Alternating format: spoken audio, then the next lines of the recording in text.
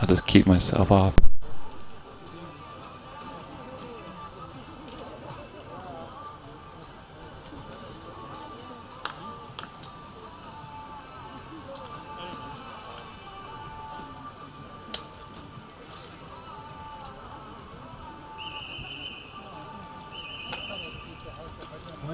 Final practice ends before the scoring begins.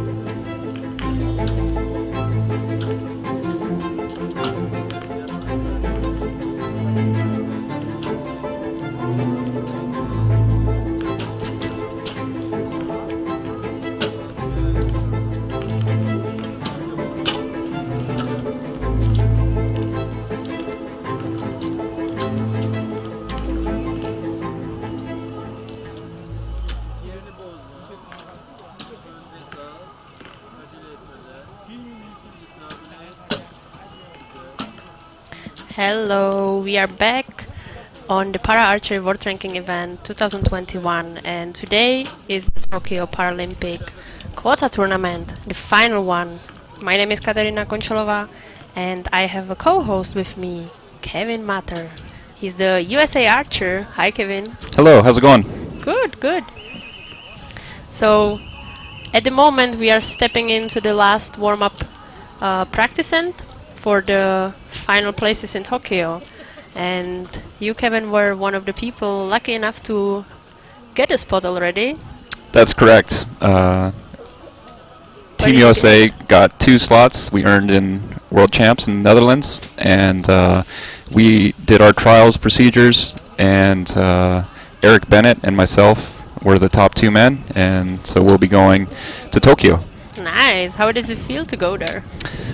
This will be my first Paralympic Games ever, so I'm extremely excited. It's incredible that we're able to make it happen with COVID and all the precautions and safety measures that we need to put in place. Like I'm just incredibly happy to be able to go.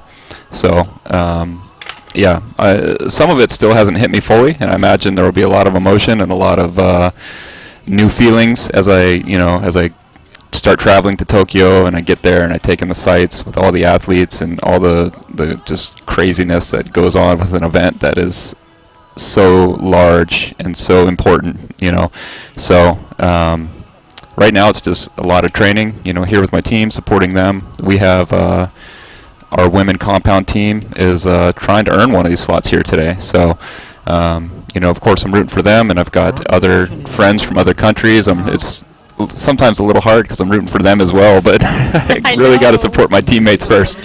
So yeah, it's incredible. I mean, in this morning we were talking about how important it is to be like socializing with the others, and how is it actually to compete back again after pandemic, especially. So how did you spend your time during that time? Yeah, absolutely. It's archery, between para-archery, able-bodied archery, it's just a huge family from what I found. Everybody supports each other, and so back home we had that connection. In the U.S. it was things were shut down for quite a while, but locally I had some friends I was able to shoot with. We stayed outdoors if we shot. No big gatherings or anything like that. But there was enough to maintain momentum because, when the games got delayed a year, it wasn't like you could just take a year off. You had to now push forward. I had been training so hard for so long, and now it's like, oh, it's going to be another year. And so it was like, what can you do to maintain that enthusiasm as you come up, to trials and then now the games? And so just, shooting, for me it was shooting different types of archery so I could still shoot, but I went out, I shot some 3D archery, which I hadn't done very much of before. Nice. And then I've shot some field archery, which I had never done before. And so it was a complete adventure for me. It was, it was still shooting arrows that mattered. Shooting competitions, as restrictions were lifted, I could get out and I would shoot, but it was, arrows that were still had pressure behind them. You wanted to shoot a good score, but it wasn't target archery, and so it kept me training, but it kept things fresh for me, so I could be, not going crazy in my mind. Yeah, so like a mind game was important, and absolutely. You decided to switch completely the field and just to maintain. Absolutely, so I could still be working out physically and, maintaining my form, but my brain could take a break from 72 arrows in a row at the same target. So it was really refreshing. I met a lot of new friends, a lot of new people, and I got to enjoy a different type of archery. So as I move forward, I think that's something I'll continue to enjoy. Super nice. I mean, we will go back to it because now we are starting our first match, which was chosen by our very nice ENCO group. And as you can see, they pick us a very nice group of ladies. So we have Natalia Malik from Ukraine, and I mean, in front, I have to say sorry for pronouncing her name for sure incorrectly, but I mean, we have Young Tarangus Batar from Mongolia, and they are shooting here on target 47. And I mean, at the moment, it looks like it will be quite an interesting match with some 8s, maybe some 6s as well. So very soon we will get much better results because, as we know from the morning session as well, we are now on Recurve, and that makes it 70 meters. In this afternoon session we are coming back also to the compound men and compound women, as well as we are competing back with W1 men, and also, as we said, Recurve men and Recurve women on 70 meters. The others are 50 meter and cumulative score, 70 meters set system. So yeah, it's on the. I'm on the Recurve side myself, so I appreciate the set system, even though sometimes it doesn't work out in my favor. Right, I've had matches where I've shot a better total score, however I lost the match. But I do enjoy, if you have an issue, if you have one arrow get away from you, your day is not over yet. You can still fight back. And, in Dubai, the world ranking event in 2018, I was down to Natsiri, and I came back and won the event. We, it came down very dramatic to a one arrow shoot off, and I shot an X. And that's all that matters. Yeah, exactly. So it makes for a bit more drama, and it makes it more exciting. And I think, as the athlete, I appreciate, not losing a match just because one arrow was not perfect. So do you think it's like a little better advantage in terms of the mind game for the Recurve archers than for the compounders? I would say that the compound archers need to have their mind game pretty perfect. Like it's incredibly important on Recurve side as well, but say I have a distraction on one arrow as a Recurve archer, I could shoot an end that is, I could shoot 20 points, and they shoot 30, and that's not the end of my competition. I can come back, we'll shoot some, 28s, 27s, 30s, and still fight. If I'm over on the compound side, if I have a big bad arrow, and I drop 4 or 5 points with one arrow, like, at the higher levels, you're done. There's no, like, you're just shooting your arrows, kind I of. mean, you can always hope for the You competitor. can always but- hope that something can always, like, don't get me wrong, something can always happen on the other side of that line, right? The other archer can make a mistake. There can be an Yeah. equipment malfunction. There can be, you know, they can get hit with a big gust of wind. There are a lot of variables, and as I say that, the wind gusts up here, and you know, so it's back and forth. But you know, as you look at compound archery, you look at those big scores down there, and you see, you know, normally a lot of like 145s plus on this field from, you know, the people who will be heading their way into those medal matches. And so it's like, if you've got to be on it from the beginning. It's not like you can ramp up. And you know, a lot of times archers will have that point where they say, you know, you get your warm-up ends, and then all of a sudden they say, okay, archers, this one's for score. And all of a sudden it doesn't matter who you are. Yeah. Something turns on your brain, and you realize that these arrows matter now. And it's just, you know, the adrenaline, whatever's flowing through your body, makes it difficult to shoot archery well. And so, you know, on the recurve side with the set system, you can shake out those nerves that first end if you need to. You know, ideally, it's better to just win that end and shoot well. So, but yeah, I love both sides of it because, you know, it's great that they're different. It's, you know, it's different distances, and you know, it makes them both exciting for different reasons. So.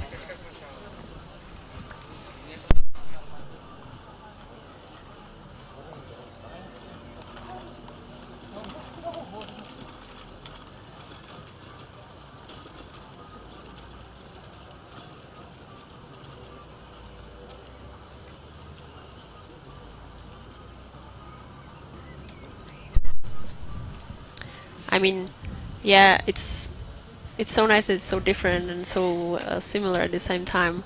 Yeah, absolutely. It's all about, you know, archery is as simple or as complex as you want to make it. You know, So it's true. it's And I mean, this morning we even saw some of the parts when there was this like constant shooting of 29, and then it happens to be 19 at the same time. So I guess some miss or some Oh, yeah. mishaps happen. Yep, And that exactly. basically caused the person losing the match because the opponent has like this 26 all the time, but it was just enough at the end. Yeah, yeah, that it absolutely happens. I've seen it. Time, you know, when I think either myself or one of my teammates is totally out of it, and then all of a sudden something else happens on the other side, and it's like, oh, things just got really exciting now. So, yeah, it's always a blast to watch. Yeah, I mean, we have a first score coming in, and actually, like on the recurve part, it's pretty decided for 2002. There's only one tie happening, and it's for Turkey, Zehra Ozbey Torun, which is tied with Abduleva Azada from Azerbaijan. The rest is still 2002. And we will go back to our selected match from Malik and Batar, and we can see very nice Comes 9. out with a 9. Yeah, that's great. And she responds very closely with the 8. Yep. Yeah, it's. I you mean, know, here we can even see the differences between the standing and the archer on the stool. correct. I mean, you itself, you are in a wheelchair, so how do you find it difficult to shoot, especially recurve when No, the legs are absolutely. longer? So there are challenges you have to face, right? And one of my coaches, my first coach, said, you know, you have to shoot the body you have. It was strong 9, and I'm in a wheelchair. Like, I'm going to be using a wheelchair the rest of my life, so I don't have a choice to shoot another way. And so I come up with a system that, you know, so the string does not hit my wheels when I'm at full draw, and, you know, I make sure I try to minimize body contact with the string as well, with my posture, with my backrest, and you know. So there's like an extra weight on your front arm, basically, that you kind of cannot go down in order to hit it the wheel. Yeah, it's, you know, you can shoot different size limbs, things like that, and so, or if I leaned my body forward or back, and, you know, with Very nice line. different type of ability levels, you work around with what works for you. So it's exciting looking down this line. You can see so many different type of archers, and they're all shooting excellently. So I do love archery. I actually have a history in ski racing. I came from ski racing to archery. I just happened to be It's just so I strange. just happened to shoot archery. One of my buddies took me to a range, and I was kind of okay at it, but I had no plans on shooting archery competitively, nothing like that. And then I just started shooting, and I kept getting better. And I went to our trials for the World Championship team for 2017 in Beijing. And the coach I was working with, he's like, "What's it going to take for you to give up ski racing and only shoot archery? Because I think you're really good at this." And I said, "Well, if I make this World Champs team, then I'll stop skiing." And it was almost a joke. I didn't think there was any way I could make this team because, you know, we have such strong shooters, and I was so new. And I just barely made the team as the third place position. And I'm like, oh no, now I have to stop skiing if I want to be true to my word. And so that happened. And then, yeah, so I haven't skied But you know, competitively like, since. I think that once the mind is so free that you have nothing to lose, then usually the best scores come out of it. Oh, absolutely. Now I'm very passionate about it, and you know, since I made that commitment to, you know, fully engage archery, it's been an incredible journey, and it, you know, now my house is just archery equipment all over the place. And But you still ski. what's that? You still ski on the time. Yeah, I Like, still I love mean, getting out. Like, I'm not hobby. skiing this year because I don't want to, you know, Yeah. injure myself and Of course. anything like that. But probably next year I'll get back out on the slopes a little bit just to enjoy it, have some fun with my friends. And So you don't want to be one of the para-archers who do summer and winter Olympics at the same time? that was the plan originally, but some of it is I'm just getting old, you know. So ski racing is once you reach a certain level, when you're pretty good, the falls you don't have very many, but when you do, they hurt a lot. So No, skiing is like quite a dangerous sport. yeah. So I mean, here, worst case scenario, you fall down from the wheelchair. So yeah, absolutely. You know, it's archery is incredibly safe, and that's why I hope to be doing it for many years to come now. So yeah, I mean, it's a good sport for retirement here. absolutely. No, I mean, from morning or like the first session, first end, we had some nice scores, some 30s on the compound side from Lee Uksu. We are still waiting for the results from the second end, which should come pretty soon. But I mean, when you guys were shooting the trials, and because you knew that there was a spot already for the US team, was it like a much more pressure than for a normal, like a world championship or so on? Did you feel like under more pressure? Because I feel like these guys, it's more than just for winning the world ranking event or... Absolutely. This you know, this event, for most of these archers competing right now, you know, this is their big moment. This is the last chance they have to earn their country a slot. And, you know, all those years, all those arrows they've shot, you know, the calluses on their fingers, the money they've spent on equipment, training, traveling to tournaments, you know, that they could have gone elsewhere with, and maybe gone on vacation and had fun. Oh, so many vacations. You know, yes.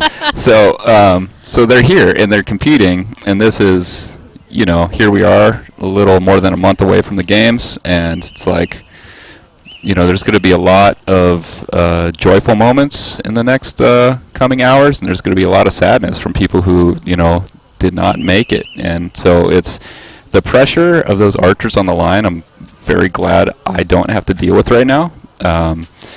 And but it would be a good stress test for the Olympic itself. oh, absolutely, absolutely. And I mean, it looks like here we have a quite simple, maybe not. I just wanted to say simple 6-0 match, but these Yeah, two we'll see are how this kinda set like goes. changing. Yeah, let's give this some focus here. I mean, you see them; they're in their rhythm. They're in their, they're managing their own arrows, so it's great. They're not giving in to stress. They're, Yeah, they look you can so see great concentrated. focus and. So concentrated, and I think like they are not really stressed. They just want to get everything in. Even Yeah. though, of course, like I think some of these shots are under a lot of stress. Some of these fours. And I mean, Mongolian lady, she has nothing to lose at the moment. No, Which it's like puts her to the one good position. arrow right now puts her out of reach. So, we'll see. I'm excited myself. I know, it's always so interesting to watch these matches like one by one, because it was two, so yeah, she didn't make really the pressure. She just need to hit it, and she Yeah, did. So and she gets it. So even 5 is enough.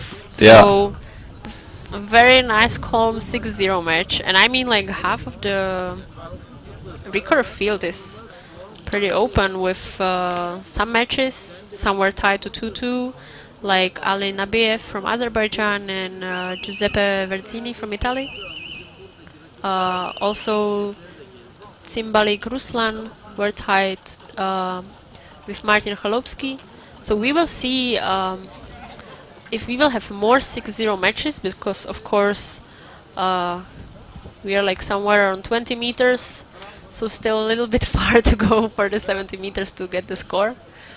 So we need to wait when all our pink volunteers will get the scorecards to the coaches and some of the archers.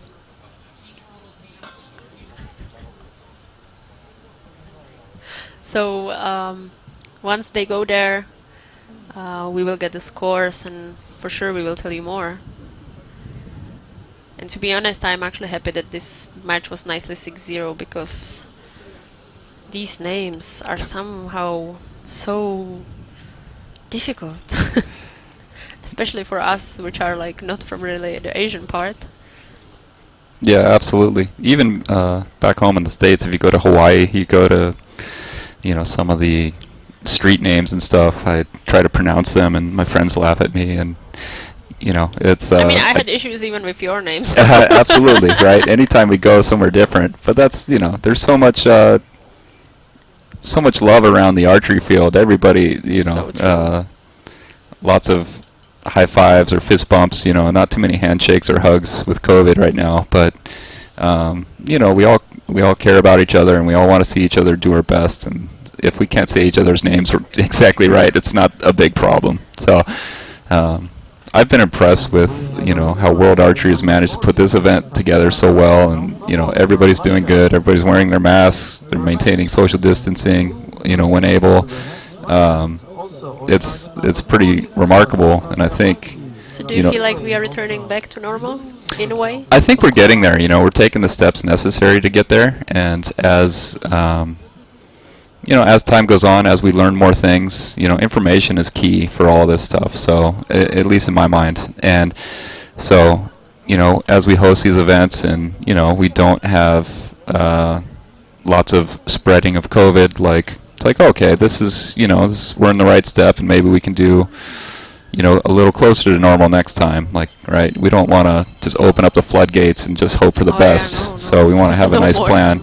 But especially this event, it's so important, because I can't imagine, say if somebody got sick here and they had a longer, sickness, then they couldn't go to Tokyo or something like that. That would be horrific. So, I think everybody's being very respectful, maintaining their distance, wearing their mask, and Yeah, I think like this is the extra stress. It's not just the travel restriction itself. It's not just the quarantine modes. As you said, there is like just even more intake, and it also should be like, I think, the cooperative spirit, because whatever happened to you, then you can affect also the other countries, the other nations. absolutely. And yeah, we have actually a lot of 6-0 wins. So next goes Kirill Smirnov from Russia. Another one which is continuing is Maxim Guerin from France. We actually watched his game in the morning. Nice. Another Recurve women, Leah from Australia, and Tatiana Salasom from Russia. And another one from Recurve men, Patru Eugene from Romania. I mean, very soon we will not have any recurves left on the field. Lucky enough, we have another 2 ends to go for the compound part. So it's still very open and still a lot of countries is in take. And I mean, for now, they are all competing for 2 spots in each category. So once we will have a lot of same countries, only 2 different countries can obtain the spot. So just in case we have a, let's say, I don't know, top 3 and there's 2 Russians, for example, just 1 Russian will go and Sure. the other nation Only will 1 get. spot per country is available, but there's 2 total. So Yeah. it'll definitely be exciting to see who gets to go. I'm sure there's a lot of people happy right now and looking forward to their next match. And then there's a lot of disappointment as well if you didn't make that cut. So For sure, like this place limitation, it's always very sad. And I mean, as you said, of course, like there's a maximum of 2, and just for the people who don't really know how this works, we start in the World Championship. We get some spots there from the first places, and then we start with the tournaments, the Continental. So you have your Pan American Games, if I'm not that's correct. We had those in Mexico, I believe, in April. Yeah, you were one of the first one to open the international circuit. Yeah, and that was interesting. You know, traveling internationally, kind of not post-COVID, kind of during COVID, was a lot of our team did not go. So we only sent the people who needed to earn quota slots, and that was to try to protect the athletes that didn't really need to go. There was no reason to travel and possibly get sick. So that was a choice we made, and. Yeah, but I mean, it was worth it. You guys get the extra spot there, right? Absolutely. We qualified a W1 slot there, a female W1 slot, and we qualified a female recurve open slot there. So it was definitely good for us to go, to send the people we sent to that. And yeah. So sorry. Anyways, the next Continental was actually shot here yesterday, right? Yeah, exactly, because here we had a cancellation of the European Championship. So therefore we have to squeeze into this tournament the continental part.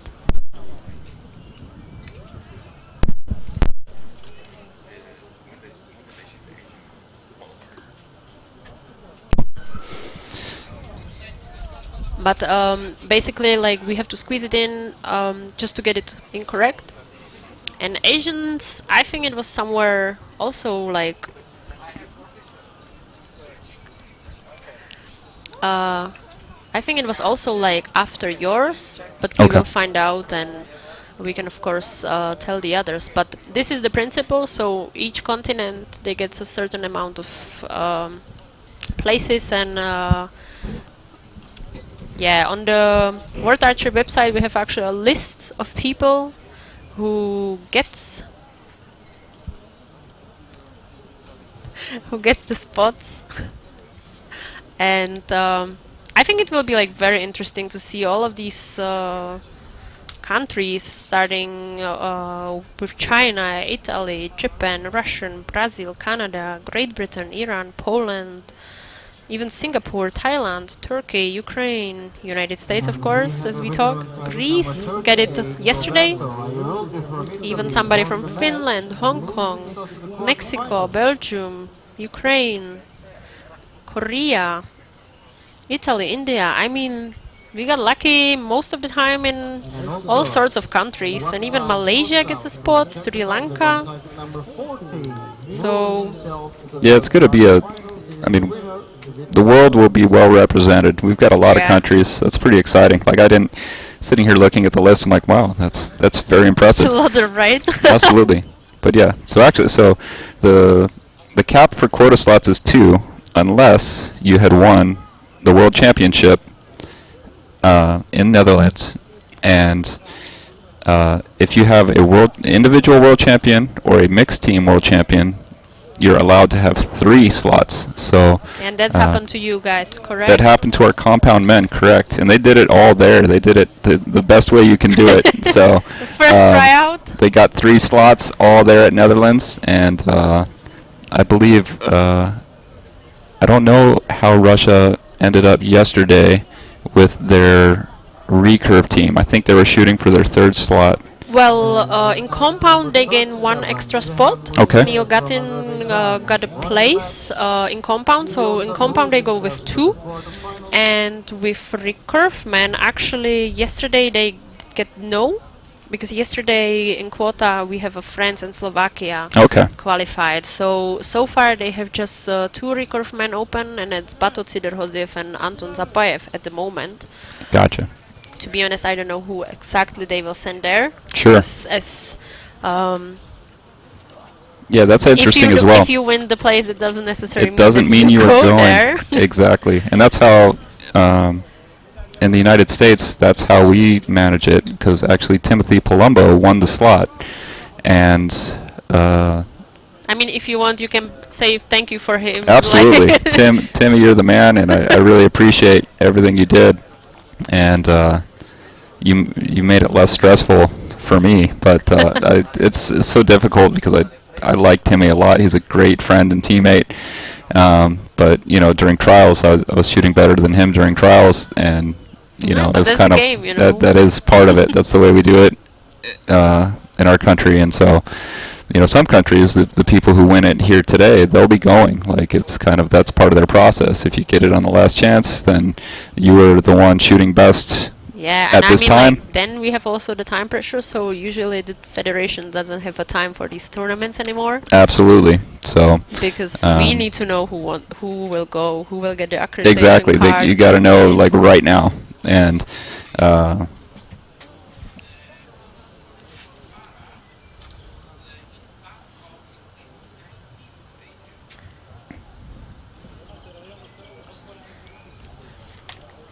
Okay, so we have an information for you guys, and that's regarding the continental tournament we spoke for Asia, and that was actually even before pandemic really started, or it was like kind of in the time, and it was shot in Bangkok in 2019. So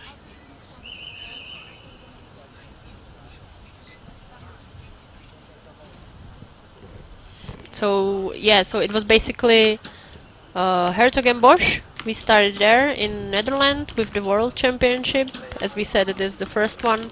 Yeah. Then we go to Asia to get their spots there in October. And then a big gap. And then you guys in Pan American Games, you open up the season again. And then the Europe event, let's say, happened yesterday. It did. With some of the spots. Yeah, it made this tournament really exciting because we have so much going on. We actually are unable to shoot our team rounds, which we normally shoot here. However, there's not enough time in the schedule because we had the world ranking event, and then we had the European continental event, and then now we're shooting the final quota tournament, and then then we'll get on with the rest of the world ranking event matches. So it's just there's a lot of archery being shot here, and the weather's gorgeous. I mean, this is it was supposed to be cloudy and raining all day here today, but this and I mean they even told us that the rain and big storms are coming, but if I look correctly, there's like a no cloud. Yeah, this like is anywhere. If this is as bad as it gets, I will take this every time. Yeah, I was saying this morning that it's a good weather for the face mask, Yeah. It's quite a little windy, not so hot. Yep, absolutely. And, you could see a little breeze coming in and out. And, That's the refreshing one. That's good for refreshing, but it's not bad enough to where it's pushing your body around too much when you're trying to shoot. So I could see, you know, Yeah, at the I'm still far end waiting of for some records today, but so far nothing. nothing. Maybe the other days. But I mean, Maybe. in our last round, we have another guys making it to the another round. So 6-2 win Yaha Musaev from Azerbaijan. 6-2 win Roberto Airoldi from Italy. And Václav Košťál from Czech Republic. Those are the another ones who continue to another end from the previous one. Now we go to score again, and we will see if we will have some shoot-off or not. Because I mean, some score are quite tight. Some we can probably say that it will for sure end in favor of some other, but Unless something dramatic happens. I know. Never lose hope. No, here and especially after this morning and seeing the visually impaired, that every arrow really counts. We just will be patient, and now we can say that from compound man, Saluman win 1 point over Negu Marcel from Romania. Another one who goes on is Kerry Louis Leonard from Ireland. Zehra Özbeytorun from Turkey on target number 42. Igor Meshkov, another one from Russia, which continues. Quarterfinals. Peter Marchand from Australia, 144, which is actually a good score.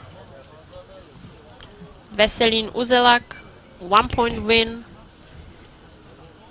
And Kwen Hunju from Korea win with 142 points.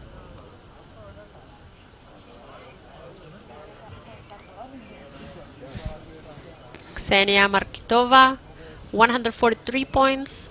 And we will have for sure 2 shoot-offs. Those are my favorite. How do you like to shoot shoot-off? I like to watch them and I like to shoot them. It's like the rush, you know. Like, this has got to go good right now.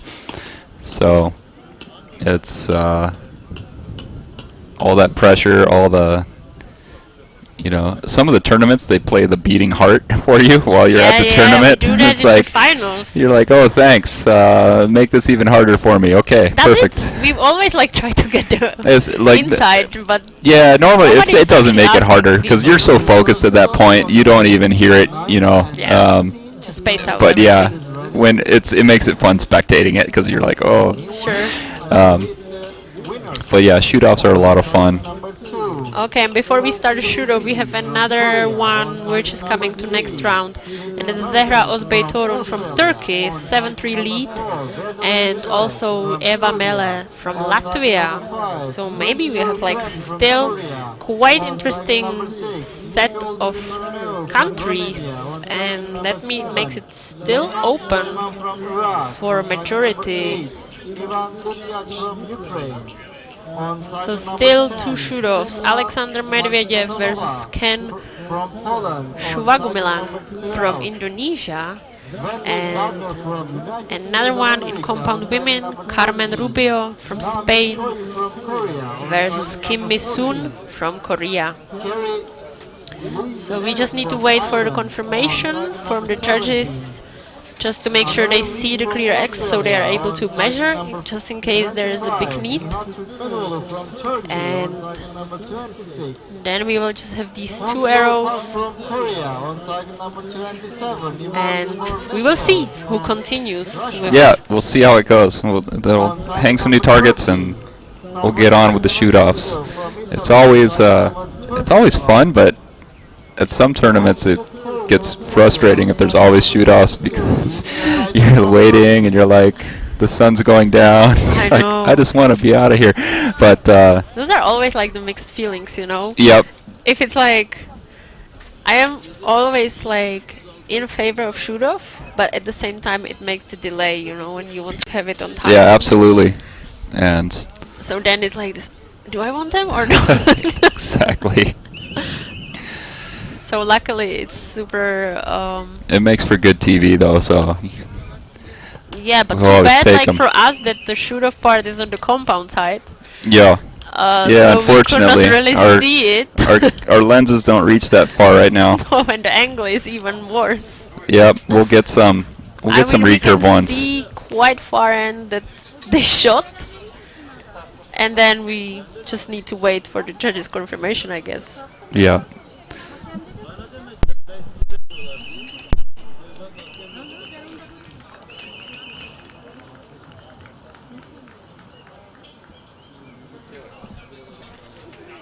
Okay, so we go score. So let's just see who gets in to the other round and who doesn't. I mean, it's Kazakhstan or Indonesia and Spain or Korea.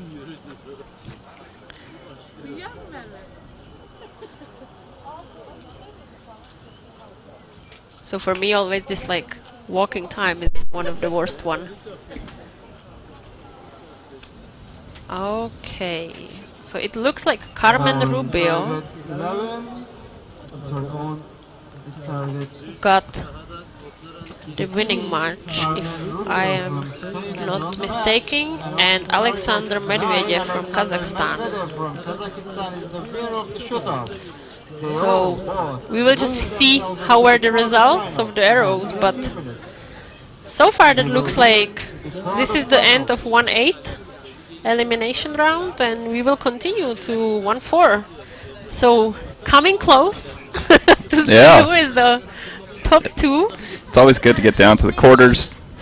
I mean, I think as we move forward, we'll see bigger scores and all that, tighter matches. As you get down, and whittle it down, and you put all those winners together. Eventually, somebody's got to lose. So.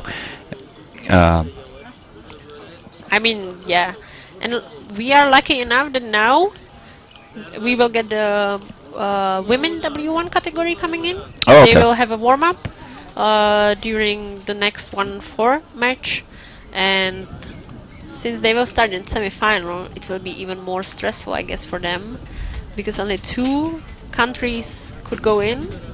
So then you can imagine how they could feel, Yeah. Basically, like, if you win this one, there you go. Yeah, you'll have somebody going in. So it's just like the stress pressure, Yeah, hits you very early. So I'm sure they were down at the practice field, getting all warmed up and getting ready and making sure everything feels just right, and that they're really hammering a lot of 10s, and so they'll all come up prepared and ready to rock. So. What do you try to tell yourself when you are in these stressy situations? I have like a very distinct set of thoughts, I think, as I'm, knocking an arrow, as I'm looking at the target, as I'm looking at the windsock, and it's basically just how am I going to shoot my best arrow right now. There's nothing. If I focus on 12 different things that I need to make my body do, I probably will not do any one of them right. But I've shot so many practice arrows. When I'm training at home, I'm shooting near 2,000 arrows a week, and your body just knows how to do something. Like, I don't have to think about tying my shoes. I've been doing it, my whole life. And so similar with archery, like I let my brain, the subconscious part of my brain handle all that, the heavy lifting, I say. And if I shoot an arrow, and if something can be better, the next arrow, that's the only one thing I focus on. Like, I focus on the one thing I know I can make better right now. And for me, that works. It's all I can do. And,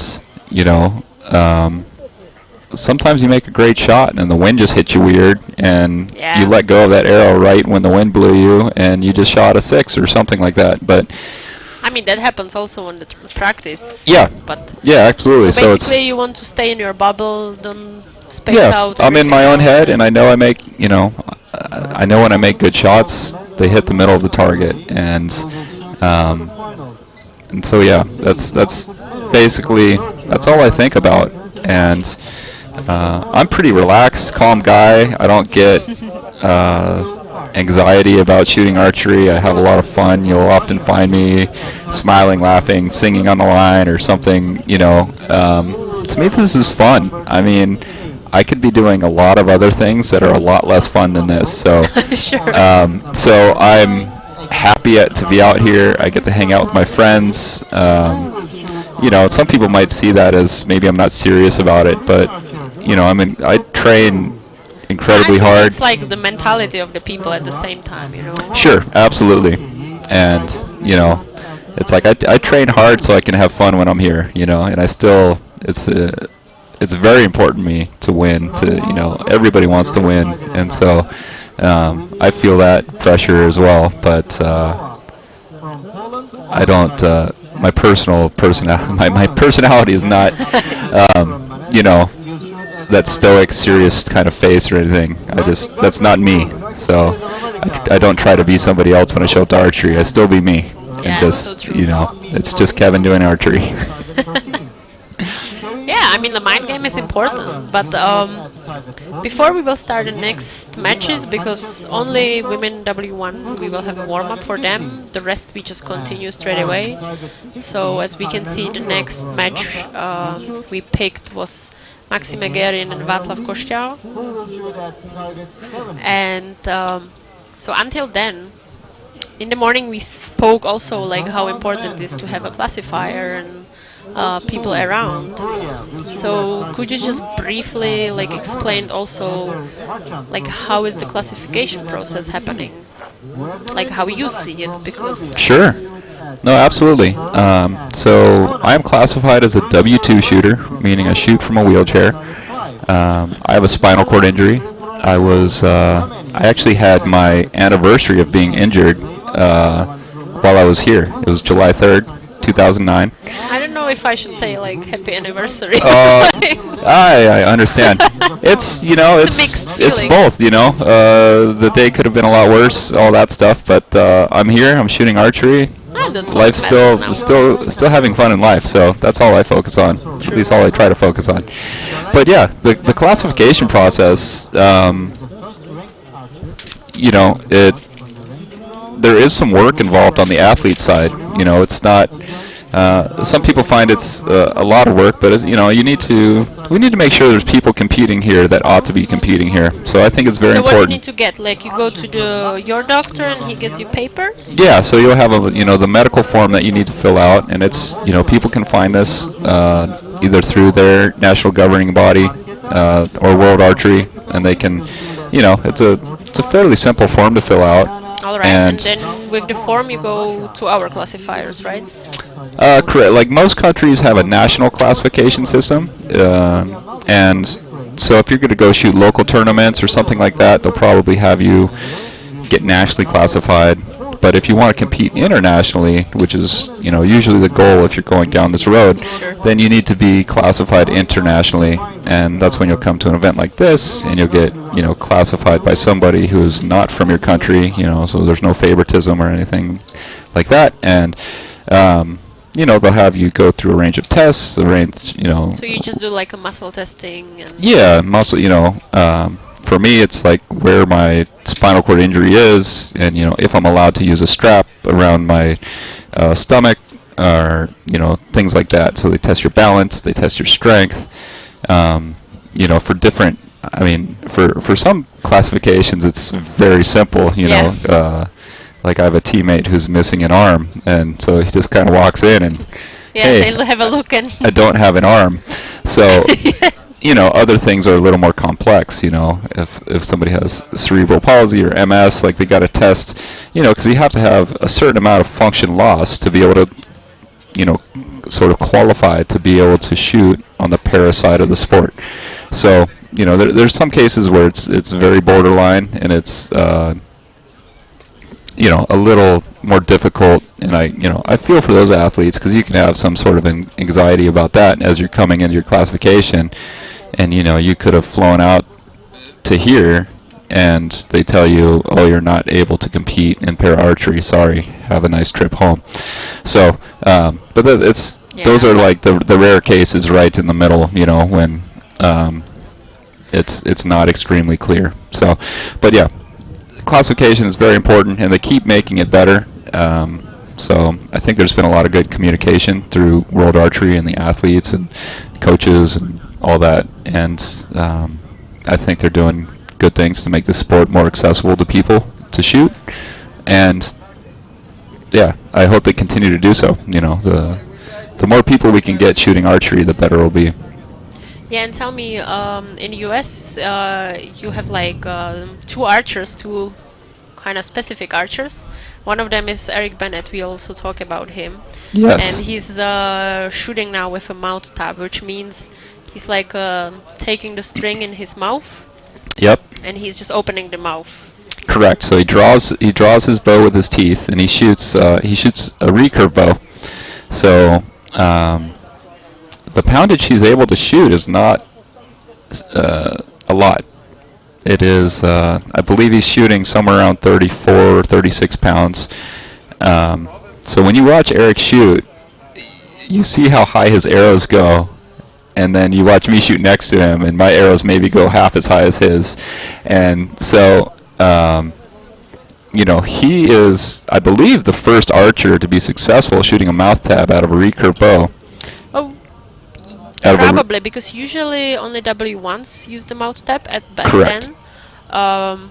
And they usually go with compound, as usually only one arm, or not even that one arm works. Yeah, we had you know, previously Jeff Fabry shot with mouth tab, but it was mostly compound, and you know, there might have been other W1s and long ago that shot with a mouth tab out of a recurve, but that is before my time, so I wouldn't be able to tell you. But I mean, like, how hard it is, or like if you know, or like to the teeth, or like to the mouth itself, you know? Because it's so it's interesting. I've tried it because I've been involved with some organizations that do, you know, introduce people to archery, introduce people to para-archery, and so, you know, we'll tie on some simple mouth tabs. You know, you can do it with just like a D-loop material or just cord, something simple, a rope, and you know, if you the strain on your jaw, you know, in between your teeth is not a ton, but the strain on your neck can be, because so you pull it more in the end than in the front. Yeah, you put the cord like kind of back in your molars, and so you're not pulling. It's not like you're just biting with your front teeth and hoping for the best. See. So you put it far back so there's good surface area contacting, and so that way you don't have to clench your jaw. I mean, don't get me wrong, you still have to bite on it, but but I mean, it's something else. It's than not holding incredibly it just difficult. like and then at the end. So yeah, there will be times when Eric he has a big migraine after a day of shooting, but it's mostly because of the tension in his neck. You know, you can imagine if somebody was pulling 30, 40 pounds on your neck all day long.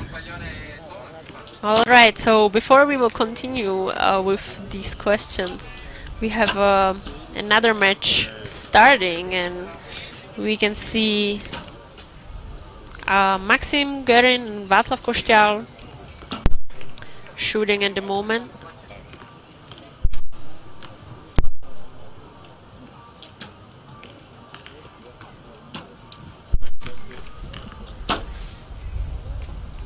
So we can see nice hits, and you know, like, I am Czech, so I am kind of in favor of we got some favoritism going here. I can be unbiased. We don't have any Americans on this match. Yeah. So of course I will cheer more, but I mean, I'm happy currently with You're happy with the current results? Well, that's good. No, 27, that's strong shooting, so... Yeah, I mean, both of them, they know how to shoot. Maxim in the morning, he shot even 29 in one end, so...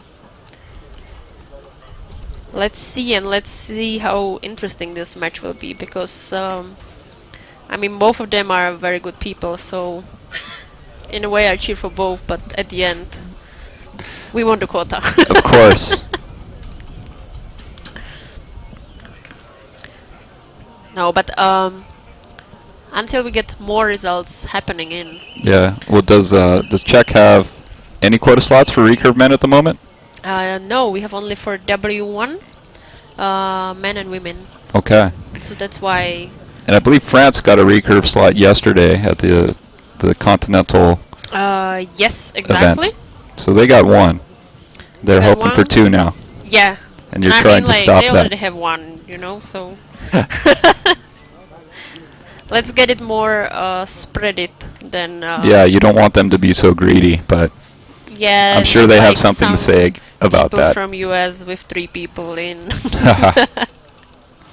No, but I mean, another of your teammate is Matt Statsman, and he's not here, but I think he's one of the most favorite and famous He is. Para-Archer, actually. The Armless Archer is a very famous man in the archery community. Yeah, so could you describe the people how he is shooting? Because I am not sure everybody actually knows him just by name.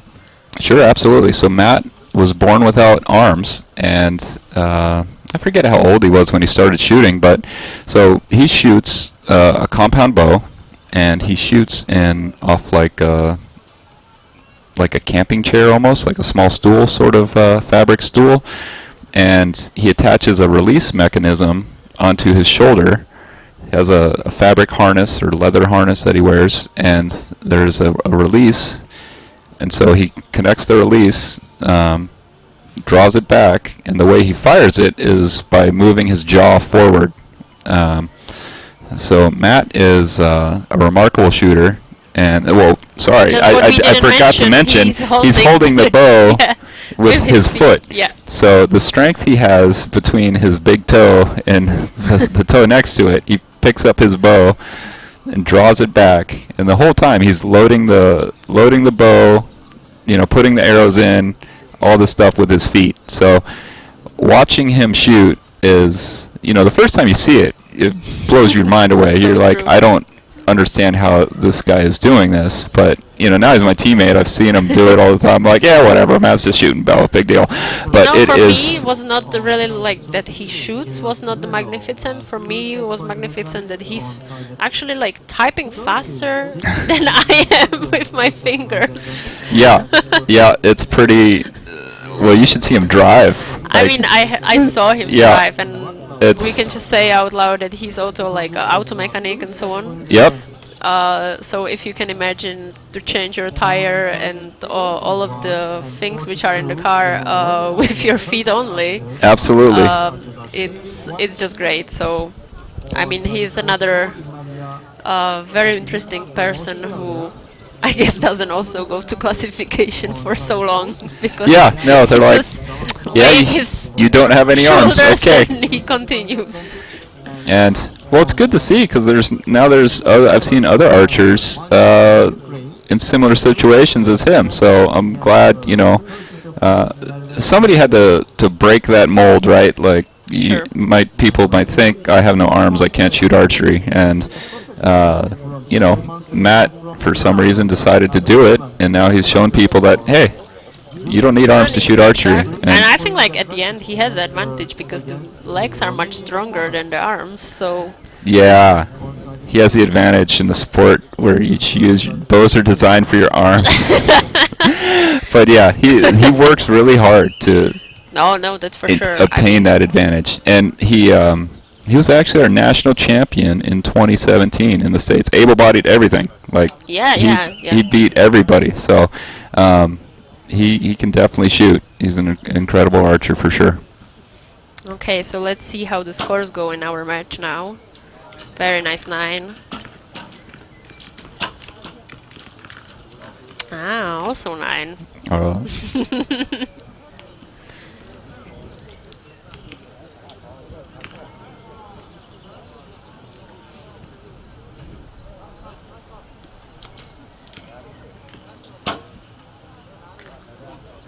Eight.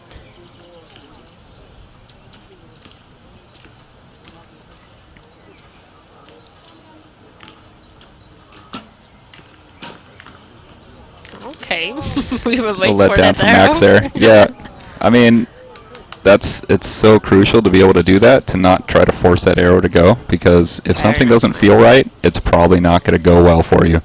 So as long as you have the more you think about it, the worse it is. Yep, absolutely. So just, you know, go ahead, let down, refresh, and make a strong shot. I mean, you can see on him that the lockdown did some job on his Yeah, beards, and because then he was always very nicely shaved, and Yep.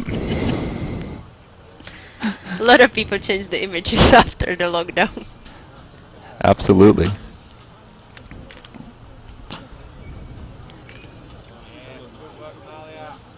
Okay. Well, let's wait for this last arrow. We have to still... Yeah, 1 to and 3 it's out of seconds, reach so with we his 6 still- there, so use this to sort of get himself Back to the mode. rhythm set back before our next set. And 7, Yeah. so... I mean, he was the one which we selected in the morning. Then he had the long break, and Yeah, now he has to return back to the rhythm, which is of course a little problematic at the same time. Break is good on one point, and on the other hand, it's always yeah, like... it can. If I'm shooting well, I don't want to break. Like, Sadly, don't- the program we need to fit in all. So Yeah. not always there is the option, but yeah, I mean, like, if you can imagine that if you go from 148 back down to semifinal, then I think it's also nice to have a break, but at least Sure. for one round. Of course, not for a few hours, but just some small one. It's, I think, always welcomed when it's for such a longer shooting. Like, I mean, in this case, we have just 2 rounds. This is his 3rd one for today. yeah, So that should be normal amount of arrows at the moment. yeah, not a problem at all. These guys have been training, no problem. So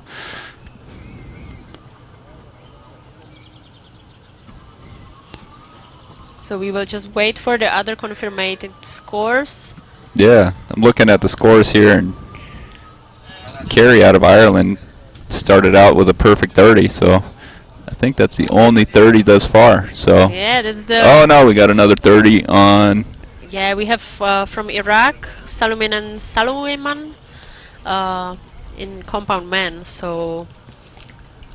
But this is from the first round. Maybe they will add up one more, but I mean, for Kerry is a good start, and she also needs the quota. She's the only one from Ireland Yeah, only for one a at long all. time, actually. Like, Yeah. still the only one. And she's very small and very tiny, so Yeah, she really needs a spot. Huh, and speaking about Kerry, so after a very nice 30, she go 25 points, which gets her now only 1 point lead over Leah Sanchez. So yeah, she just wants to make it exciting for us. I think that's not what she wants. I don't think so either.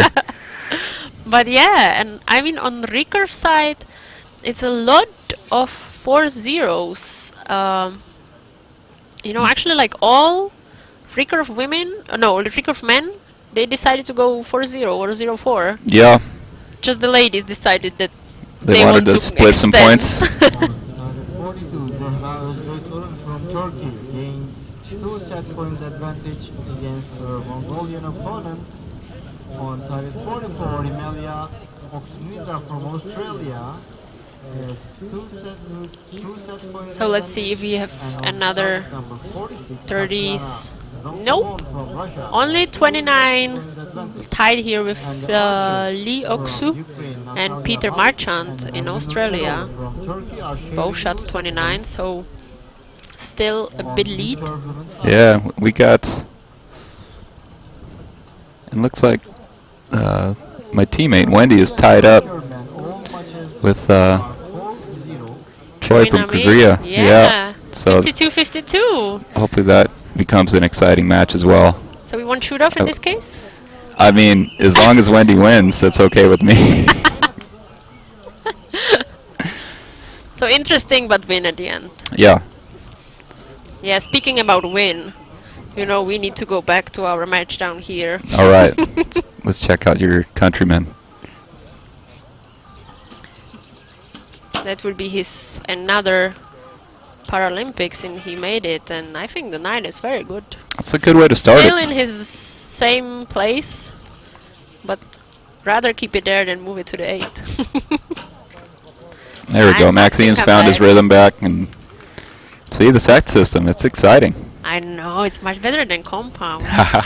And even for us, it's much easier because we can track it one by one. Yep. But then compound, you get all at once. All right, we'll see if Maxime can keep him in there. Yeah, I think he is now under a lot of pressure. To be honest, I'm not really sure how... oh, very nice Did he 10. grab a 10 on that one? Yeah, you could see that arrow went off with a lot better rhythm, and it just... Now he realized that Yeah, it's 10, now- so he's like, okay, let's start over. Yep. So Go back with the mind game. he's got the lead. I think this is the first time he's And back had the then lead on in the a set. wheelchair, we can see Batot Hordziev. He has like... he's in the wheelchair without his feet. I think that's an 8. An 8-9 liner. Yeah. Be an 8. Oh, Mm. this pressure Stress, is... go on. Right, we're down to 30 seconds now. So, Still quite a lot of time. for him. absolutely, but if he lets down one more time, then he's not going to have a lot of time. So, you know, you got to reach down and figure out how to make archery happen right now. And 15 seconds left.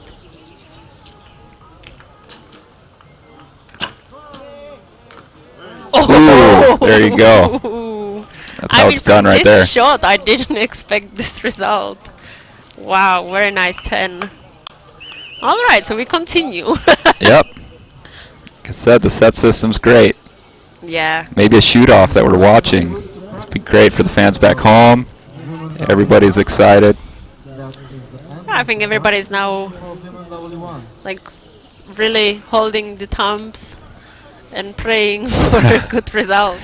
I'm sure they both have friends and family back home watching this, and they're on the edge of their For sure, seat. For and sure.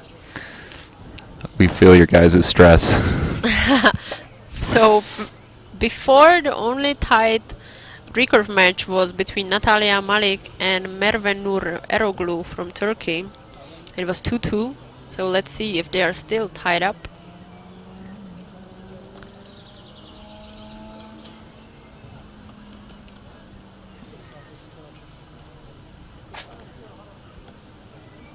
This is very nice to see, like how the coaches go from one target to another to make sure everything is okay, aligned.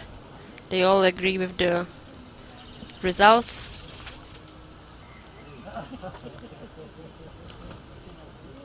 And then our green judges, continental judges, are taking care of the rest and procedures. In case there's any questions down there about Exactly. if an arrow is an 8 or a 9.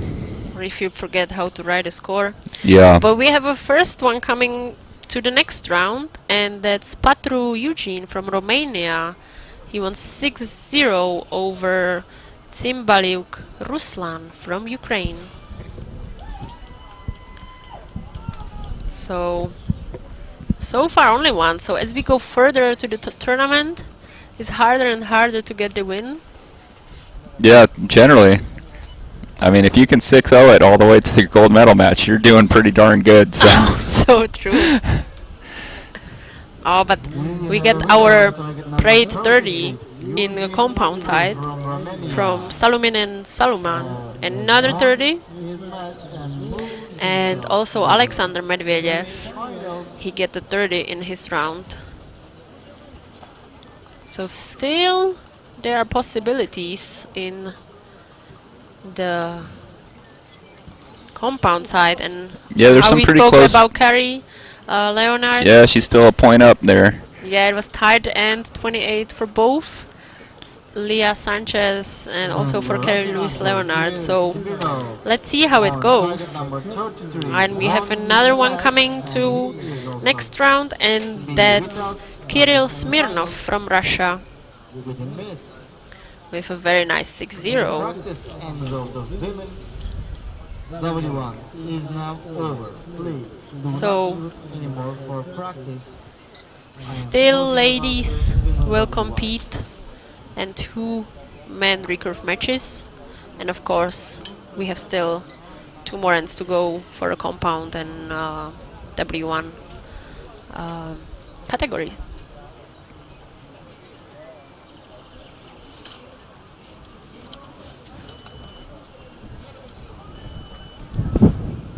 Yeah, we can see that they are getting ready, back on the line. What do you think is going through their head? For your friend down over there, I think he's going through his head saying, "I should have finished him off there." But yeah, for Maxime, I think he's quite happy with how he shot, and he's probably hoping to carry that momentum into this next set here. So Yeah, I mean, basically they start from over. yeah, 3-3, I mean they're tied like up nothing 3-3, happened. and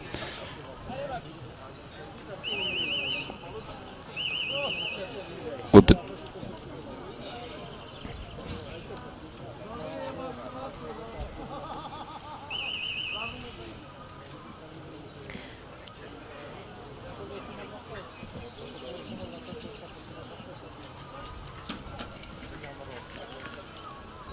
Yeah, so if we look at the target 39 and 40, where it is happening, we can see that on the board we have 4-2, so maybe the liner was actually liner.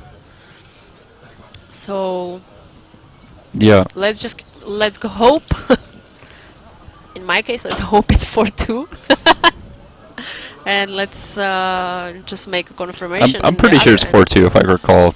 Yeah, I mean, before it was 4-2. we got a lot going on back here, but it was 4-0 before that set, Yeah. and so 4-2 But there makes was sense. like this one liner, which we couldn't really not do. So Okay, I mean, so Max starts out with an 8 there. no matter what, we still continue, and And he's shooting I think liners. that's maybe a 9.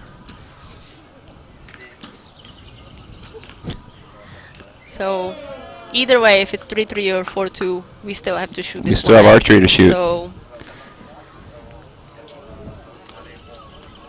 if we will see if they will cheer up or not. You know, that's our Yeah. confirmation. If it was 5-3 or Absolutely. 9 again. Max got a 9.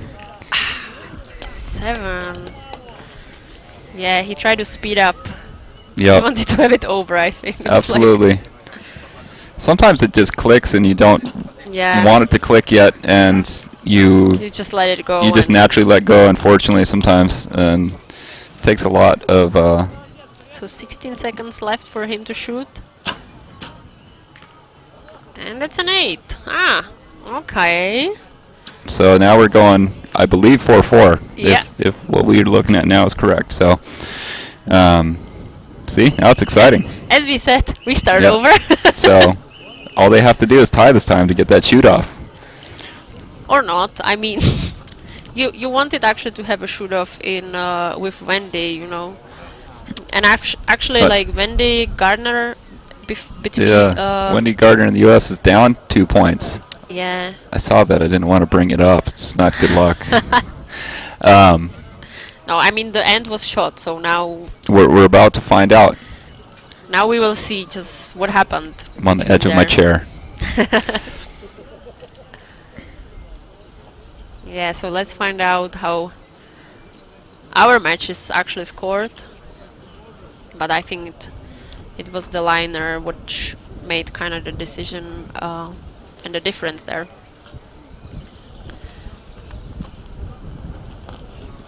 But yeah, it was too fast, 7. It's too fast. Go No. tell him to slow down. Does Yeah. he need it? You want to be his coach now too? I'd rather sit here. So how did you get involved in this world of crazy archery? Well, you know, I was archer by myself. Were you? Yeah, and back then when I was still in elementary school. Wow. That's not too many years ago at all, though. Nah, yeah. So I was actually shooting, and I was even in the national team. Okay.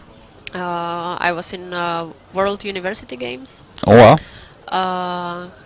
And then I started my high school, my university, I mean, and then another university. I started a job, and that's when you count the total, you kind of end up with no free time to practice, and you Sure. know how much practice the actual active shooting takes. Absolutely.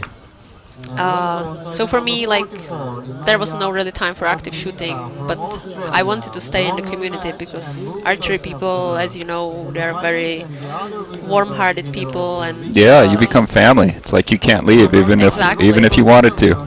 and I mean, I was doing a coach in our club as well, a national judge, and then I was asked to do the continental judging.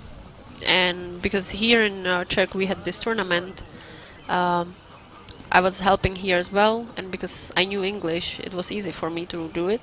Yeah, And over this 1 week, you learn so many things. And absolutely.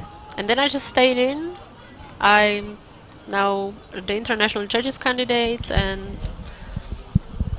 speaker, as you can see sometimes. Sometimes. And yeah, and I mean, especially para-archery community is super great. The atmosphere is completely different than the able bodies, and it's always the best to go back to, because it's completely different, you know.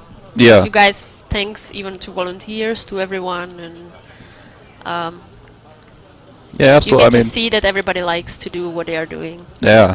I mean, the volunteers they get for this event blows me away how well this event is run, and how, I mean, the transportation is insane. I mean, Yeah, I mean, we are just- staying at like smaller hotels all across the side of Czech Republic, going Yeah. around, I mean, near and just so we around. can tell it more, because we have, like, I think around 20 hotels Yeah. for all different countries. All right, they're shooting again. So Let's. being transport manager, you just don't want to. I be don't at want the that job at all. moment.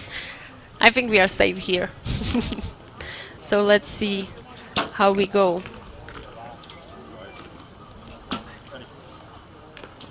Okay, 8 Yeah, Max let down. again. I Hey, think he's like if he having a can- secondary if he tournament can- with his pouring. Maybe he shoots an imaginary arrow and then he shoots it for real. As long as he shoots tens, I'm sure he'll be happy with it. Sure.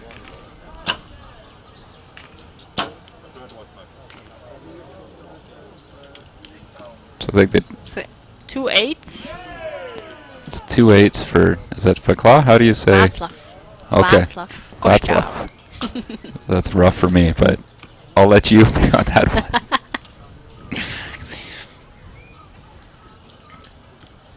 Yeah, I mean, in front we say. He was not happy with that shot. I mean, like, I think it didn't make it to the target. I think Or? you're right. So for Václav we have all 8s. Yeah, Okay, for so we have a 24. score with 2, so maybe it hit. So let's see on the other images. Now oh yeah, it's now he in the nails 2 9. and 9. Oh, but there it is. Yeah. But I mean, this is archery. You can either lose it for another person, or you can just be better, you know? Yep. And in this case, Maxim basically gave the win. Because Absolutely. That's not, I if mean, you could not beat up all 3 8s, yeah. I'm sure he's so pretty crushed right now, unfortunately. That's just but not. that's the game, you know? It, But it absolutely is. as we and said, they got a quota yesterday, so at least somebody from France will go. Yeah. And maybe they will choose him. You never Yeah, know I have how no the idea how they association will choose. do, because Exactly. everybody has it completely different. And I'm quite happy at the moment. I mean, we have still a lot of time to go, but You're happy Czech got another position. not yet, not yet. Oh, is moving forward. One more. Sorry. One more to go. Yeah. All right, but between we got Roberto Airoldi with 7-1 win, which is coming to the next round, and Imalia Oktrininda from Australia, also 7-1 win, and as well Natalia Malik from Ukraine, 6-2 win. So we had just a few matches in Recurve left, and now all our compound and W1 category will also appear, so we can see later how Wen did it, if you can be happy or not. And you will not be happy. I am not going to be happy. So Wendy lost 129 to 135 to Choi Namin. We can have a look. Also, Kerry Louis Leonard is not the happy one with 136, and Sanchez Leah 139. Marketa Sitkova, another Czech one. We are not happy. But Tatiana Zalsabon from Russia, she is the one taking the 6 points. Our match, Maxim Gerin and Václav Košťál, we said, so Václav Košťál goes on. And the last one from Recurve, Selenget Demberel 7-3 to Turkey, Zehra Ozbey Torun. So let's just wait for one more, just to make sure we don't have a shoot-off. But we have some nice shots with 144 shot for Peter Marchand, and he is continuing, of course. And no shoot-off, so sorry for you. Maybe on the next set of matches. Yeah, for sure. No, I mean, there were some interesting scores shot.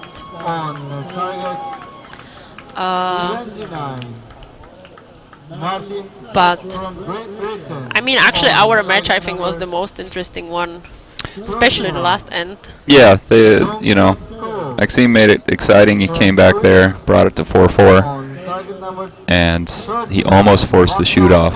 So it was a fun match. Yeah, so true. So you said you're working on your international judging. What is that process like? Yeah, I mean, it's not an easy one, right? No, it's a long going one. And I mean, first of all, you have to become a national judge. Okay. And of course, you need to know a good English. And you should probably know the rules of archery, right? Yeah, but that you should already get with national judging. Of course, not all the competition or all the countries are doing very good job, because it's always depending on the people. But sure. Once you know the English, nowadays you need to pass like a pre-test to be able to go to continental training. Okay. At least we have it for Europe, because we have actually a lot of people who wants to become continental judges. So there's even a waiting list nowadays for them to get a spot, because it's very limited. And once you get there, you are on the waiting list. So you either wait for people to retire. Interesting. Or somebody who will be who decide not to continue anymore, or so on. So they retire from judging. Yeah, so they get some extra spots, and then these people can fill the gaps. And once you are there, if you are under 33, you can also meanwhile go to youth judging part, and that's run by Para-Archery. Well, that's an interesting rule. I wonder why you have to be under 33. Because then you can do like a youth Olympics or youth championships. So just like more young people is in the tournaments. I see. And then once you become a continental judge, you can apply for international seminars. Okay. And of course there is the bunch of spots also limited, even more than the continental. And once you do the seminar, then you are an international judge candidate. And when there is enough spots and you are approved, then you can be the international judge itself. Interesting. So in my point, I'm kind of on the waiting list. However, for the international judging. Yeah, but as a candidate, you can still do the judging to get your experience and so on. Okay. So it's a little different than the continental. In continental, you are on the waiting list and you kind of can. Oh, you can't judge anything until you get. But in the international one, you already can, and you are kind of like an equal member of the judge's family. Like a apprentice. No, not really. I mean, we all wear the same uniform. Nobody really knows. I know now. I know now. Everybody listening knows. Yeah. No, but I mean, of course, there is a list, but we try there is no differences between the ones who are Sure. officially international judges and who are just the international judge candidate.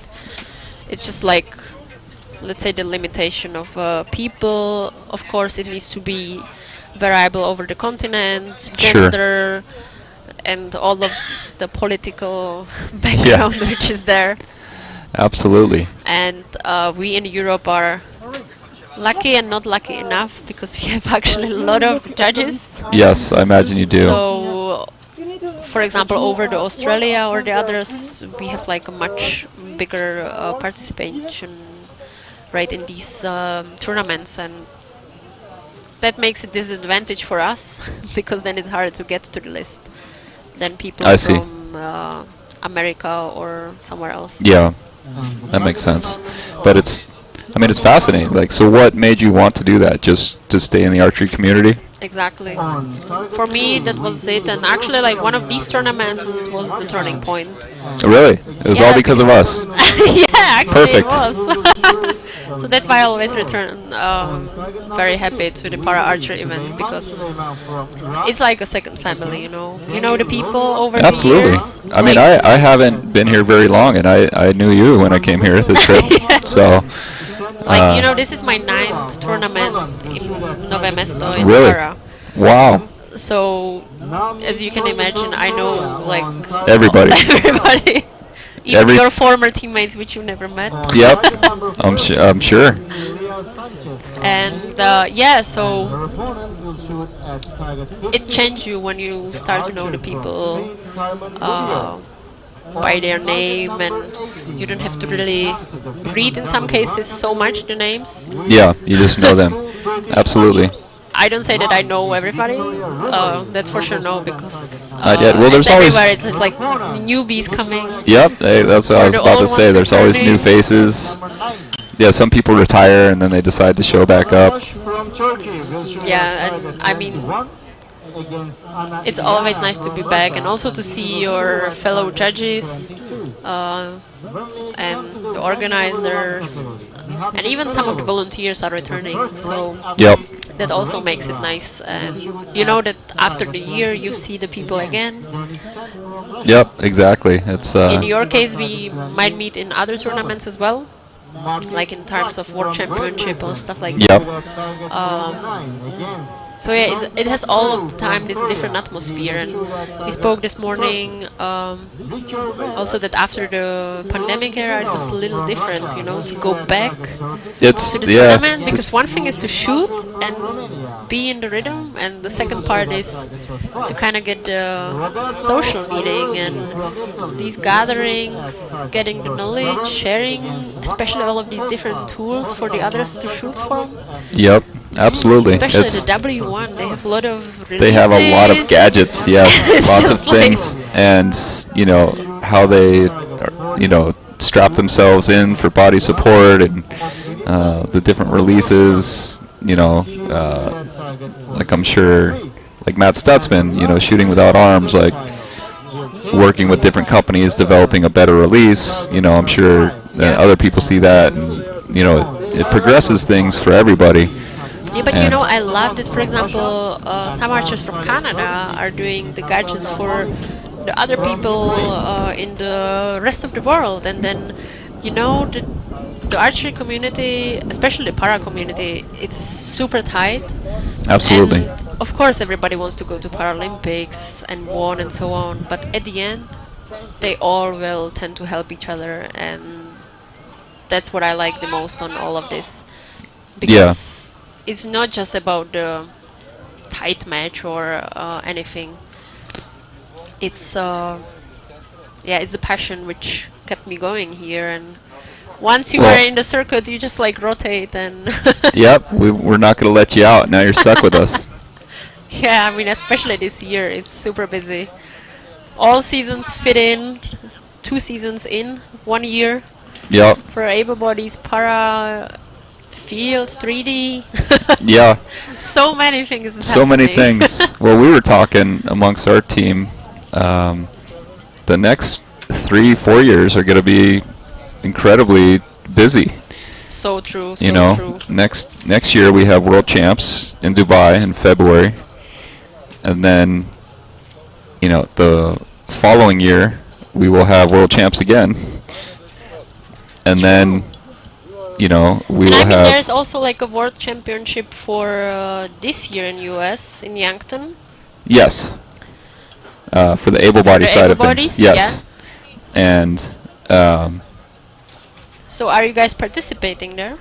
I don't no, none of our team is. We they held the trials for that, and nobody. I didn't make it. I think I was the only. I think I was the only para. Bodies competitions, like not just the world championship, but I mean like in general. Do you like to kind of measure your? Oh, shoot against the with able other bodies? ones? Yeah, absolutely. It's a lot of fun, and it that's what I love about archery. You're able to do that. You know, from ski racing, it was mostly entirely different events, right, for the para team.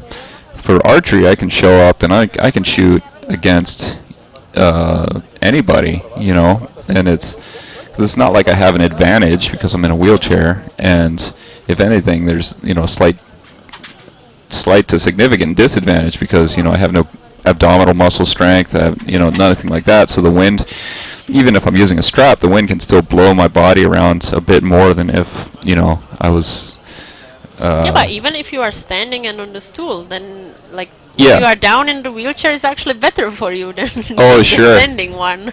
Yeah, maybe. I don't think so, though. I'd have to.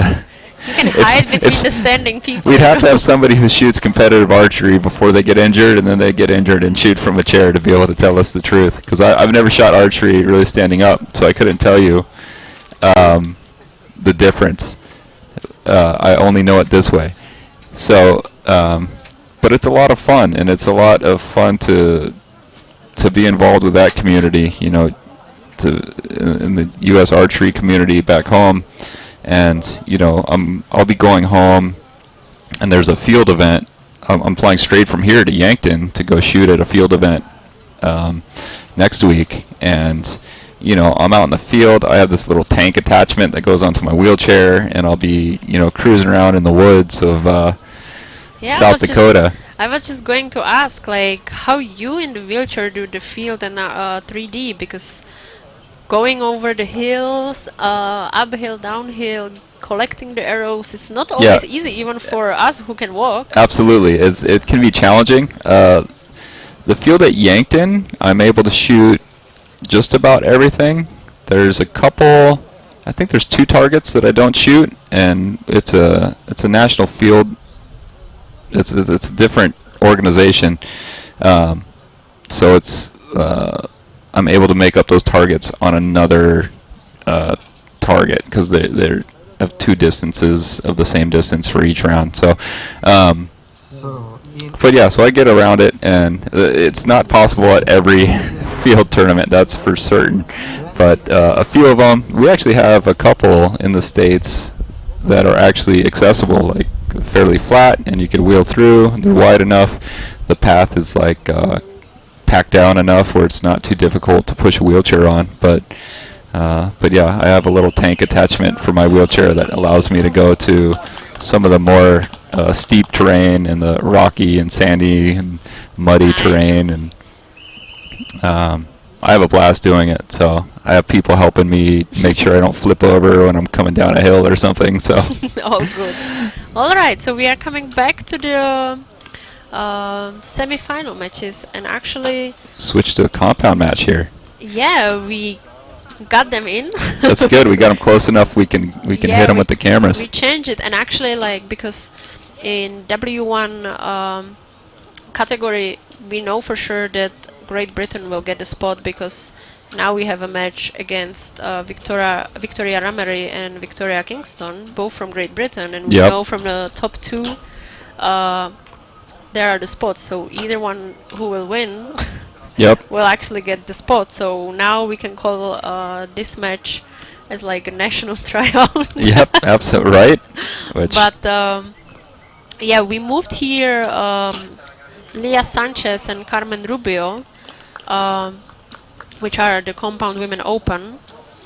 So we can see again the difference between the wheelchair archer and the standing on the stool. And we can actually watch more closer what it does with the wind. Yeah. Because once you are down there or up, it's a completely different wind. Where we can see some strong shots there. So just a reminder, only 2 spots for each category we will get.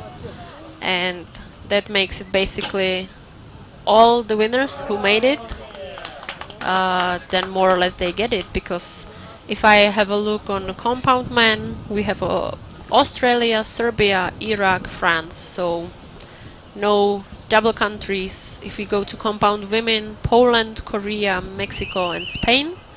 So again, the only 2 goes. The only exception, as we said, it was the Great Britain. There is pretty much clear. Yeah. That they in get a the spot. W1. And then in men W1 we have a Turkey, Russia, Great Britain, Korea. So very interesting sets. Recurve men, Russia, Romania, Italy and Czech Republic. And in recurve women, Mongolia, Australia, Russia and Ukraine. So basically, except Great Britain, everything is open up to grabs. So whoever wins is winner and Yep. goes on. I'm maybe not this person as it is in your case. Yeah. But as we said, most likely those people who win will actually go, because it's very close to the Paralympics, and usually I think they will choose these people, but of course the association has the right to choose. Yeah. So we in the U.S. the way we had done it, we had 3 women here doing, shooting this final qualifying tournament, and Wendy was the one who won trials. So even if she wasn't the one who won the quota slot, she would have still been going to Tokyo. So She was close. I mean, yeah. we watched it last round. Oh, absolutely. So, but if one of my other teammates had won the spot, like, it would definitely be bittersweet. But it's how the process is, how we've set it up at least. So. But look at the scores. I mean, the only 30 on this round was shot by Václav Košťal. Oh yeah. Even the compounders, they tied to 29. So Peter Marchand and Veselin Uzelak, 29 tied for compound. Then we have some differences, 1 point, 2 points, some more or less. But the only 30 was shot by the Czech recurve guy, which is surprising because not even the compound guys did it. So Yeah, that's good shooting out of him. I think he's determined to go and no more to now he's extension and just clear 6-0 and bye. like I said, when I'm shooting well, I don't want to take breaks, and I bet he's Yeah. glad they didn't have a break after his last match. Yeah. I mean, we will have a look because at the moment Leah Sanchez has 29, which is also quite nice. And That's great shooting. as we said, the wind is coming in. Yeah, you could see the wind blowing her hair there. And the flags down there. Yeah, this afternoon wind, it could start getting tricky, especially with compound. I mean, recurve, it moves our arrows a bit more, but compound, it can actually move the bow quite a lot as you're, aiming and holding, and because the bow lets off, these women probably holding, somewhere in the range of 10 to 15 pounds when they're at full draw. It's not that much, and so the bow gets really light feeling in your hand, and little pressure can move it around quite a lot. Yeah, and we have to kind of switch back to the cumulative scores. Yeah. I was like now a little lost why it's 35 there, but Right. of course it's compound. We just have so many recurve matches back then. So now we will count every arrow, and every arrow counts. It's not like we spoke before, a new end, new game. It's all about every arrow, and 5 ends, all by 3 arrows. Yep, total score. Who? It's just completely different mind game there. And I mean, look at this cloud. There's like no cloud at all. No, it's gorgeous out. We have another Maxim there. I see. Letting down. I mean, on one point it could be the cameras, because they clearly know that they are pointing up there, because the TV screen is down there. Yeah, they can see themselves on the big screen. So maybe that's the extra pressure add-on. But I mean, they should be all experienced enough to get the control. Yeah, it was tight end. 26-25. Yeah.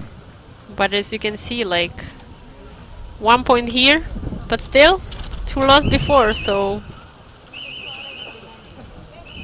now we have some serious wind. Yeah, I think it'll make it exciting. Absolutely. You can see down at the other end of the field, the windsock is not quite fully out, just half out. And yeah, and this one on the other one doesn't move at all. Yeah, I think it's trying to move. Yeah, it needs to. There, it's wrapped up on itself. Yeah, there it goes. It starts. But yeah, it's getting breezy here. The afternoon, hopefully it doesn't bring afternoon thunder showers, but right now I think we'll be safe. So let's just wait for them to walk down to the field to get some score. And as we know for sure, 55-52, there were not real liners in this match, so more or less we should be fine.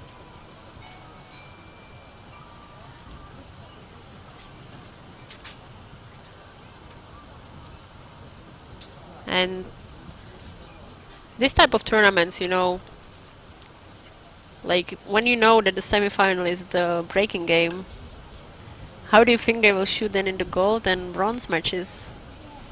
I don't think everybody wants to win. If there's something to be won, like even if you're like, oh, I got my quota slot, like there will be less pressure, most likely. But you still want to win that gold medal. Like I don't want to leave third place when I could be first, you know. So I think everybody here is serious enough about archery and they're competitive enough that they just want to win. So they'll do anything they can to make that happen. Yeah. You know, they want to bring their best all the way through. Because again, it's also, you know, we're so close to Tokyo. Everybody, you know, this is like the last international tournament before Tokyo. And so people want to, you know, be successful here, bring that energy with them into Tokyo. And so that way, you know, if you come off a successful tournament here, I think your chances for success in Tokyo will be a lot better. But look at the score for the recurve. All on the B line, 4 points. Everybody else is 0. So we have. I would have wanted to be on the B side of the target. So if that's where they're giving the points out. Václav Košťal, Imalia Oktrinda, and Natalia Malik. So far, those are the one closest. So let's see if they keep the nerves and the pressure on. Yeah. I mean, with compound, we know that there is a long way to go still. Oh, we got some ties coming in here too. Yeah, yeah. But still no 30 this end. Maybe it's the wind. It's breezy now, for certain. Yeah, and I think it will vary also, depending where the target is actually located. But you can see the hair and everything like flying around. That's a close call. Maybe 9. Yeah, we might have to see a judge on that one. Yeah, or like usually, you know, when you are down there, you can see it much clearer.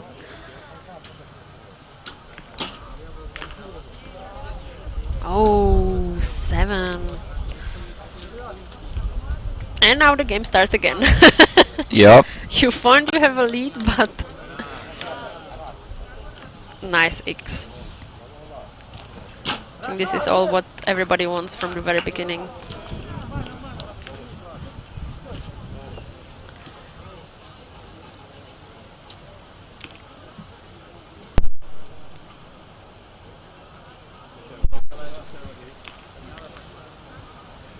And I think this is the perfect weather condition, right, for kind of like good weather. 8, okay. Not so hot. Yeah, no, okay-ish, this is great. Oh, I think she's so nervous she could not pull anymore. And she has 30 seconds left. Still 2 arrows to shoot. And Oh, she didn't have one loaded. I think she did, but I think she was carrying it and she dropped it in the 3 meter Oh, I zone. see. Because she just could not really pull it out. And with 12 seconds left, you can see that she is just like stuck and I don't know what's happening here, but yeah, that's 4 seconds left to shoot. I think that's unfortunate. as we have a compound match, maybe we will find out from this view what happens, but as we are in elimination rounds, even if we have a equipment issue, we no longer care.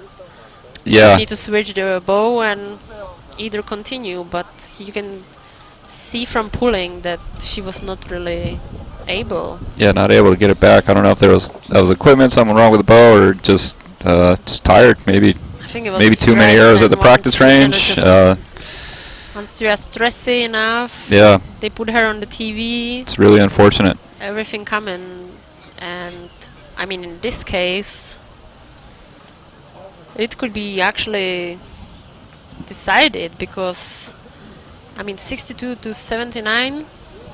That's a lot too. Yeah, that'd be a lot of points to try to get back. And especially in third end. If it's the first one, you can still kind of go back to it. But, I mean, before, you know, she has the 29, 26, and now 7 points. So she was kind of like going down. On the other side, Carmen Rubio, 27, 25, 27. So she has kind of like the constant. Oh, and look at it. Václav Kostial is going to Tokyo with 6-0 win over Roberto Airoldi from Italy. And as well, Imalia Oktrinda from Australia. She won over a Mongolian archer 6-0.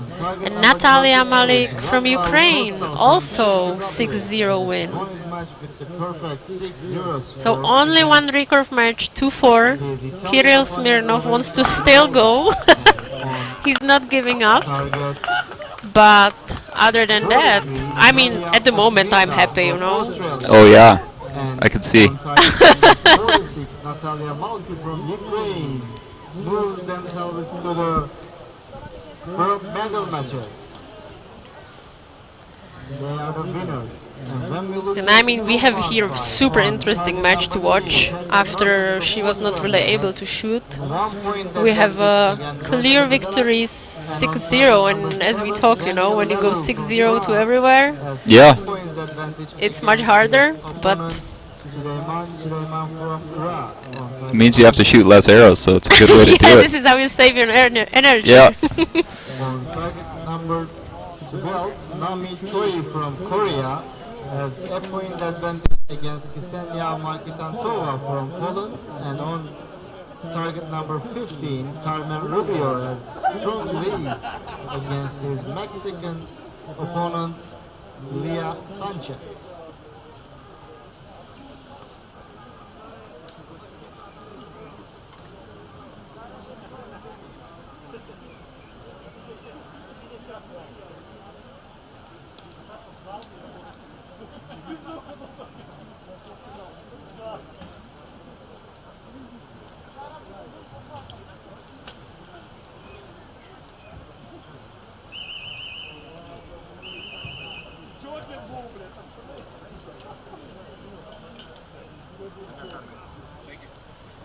All right, so we are back to our match, and let's see if she will be actually able to shoot again. Pull the arrow, because I mean, for Carmen, she's now I think feeling quite comfortable, and she can shoot just her normal practice arrows, she can and I just think she will just improve. Just pull back and let it rip, like I mean, there's always chances, right? Again, things can always go wrong, but No, for sure. She's in a very comfortable position at this point. Oh, but look at it. She was able to shoot again. So maybe there was some issue. Yeah, she is. I mean, as she's drawing that back, though, it is not Yeah, the you most can- comfortable looking. Oh, yeah. So I think she's now trying to find every other possibility to Yeah. draw the bow.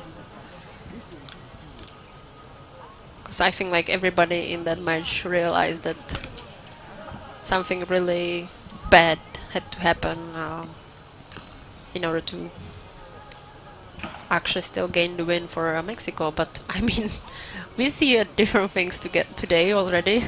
yeah, few different things. But Yeah, and she just very close grouping for Carmen.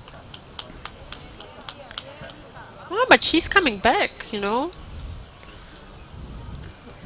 So maybe we will get some interesting matches. But I mean, at least we can see that she's back in the game. Close up this. With yeah, Bennett. she's able to get 3 arrows down range and score. You know, I mean, you can see that she clearly lost the 2 arrows because look at the score. yeah, yeah. That's just definitely a bit heartbreaking. So hopefully But she can this just is- stay strong and finish up. You know, the 5th end. You know, with a strong score, and you know she's a young archer. I don't know how long she's been shooting, but you know, you either win or you learn. You know, and Yeah. or you do nothing. But hopefully this is a learning experience for her, and you know she gained some insight. You know, her coaches gained some insight. Look at the and- wind, like the umbrella is just Oh yeah, flipping big old around. gust just hit us. So, you know, that's if you don't learn from your mistakes, then you obviously won't get better. But I think, you know, Of course, of course. I think everybody here learned something. You know, even the winners, you know, learned something. Every I mean, big like, tournament like this, It's like that everybody should learn something. Not always you bring it home. that is true. I always say write it down. You know, Yeah. it's very important because Yeah, the there's a lot- tournament is long. and there's a lot that goes on when you travel home. You know, there's so much happening that you forget. You know. So true. What happened that I should have learned 4 days ago when I was at that tournament? Oh yeah, or what made me better back then when I was shooting? Yeah. Yeah, because it's so easy, so comfortable to do it at practice at home, your home field, all that stuff, and so it's like how do I get that feeling of practice when I'm at the tournament, when I've got the cameras on me, when my face is on that big old screen and I'm looking at myself, you know. Yeah.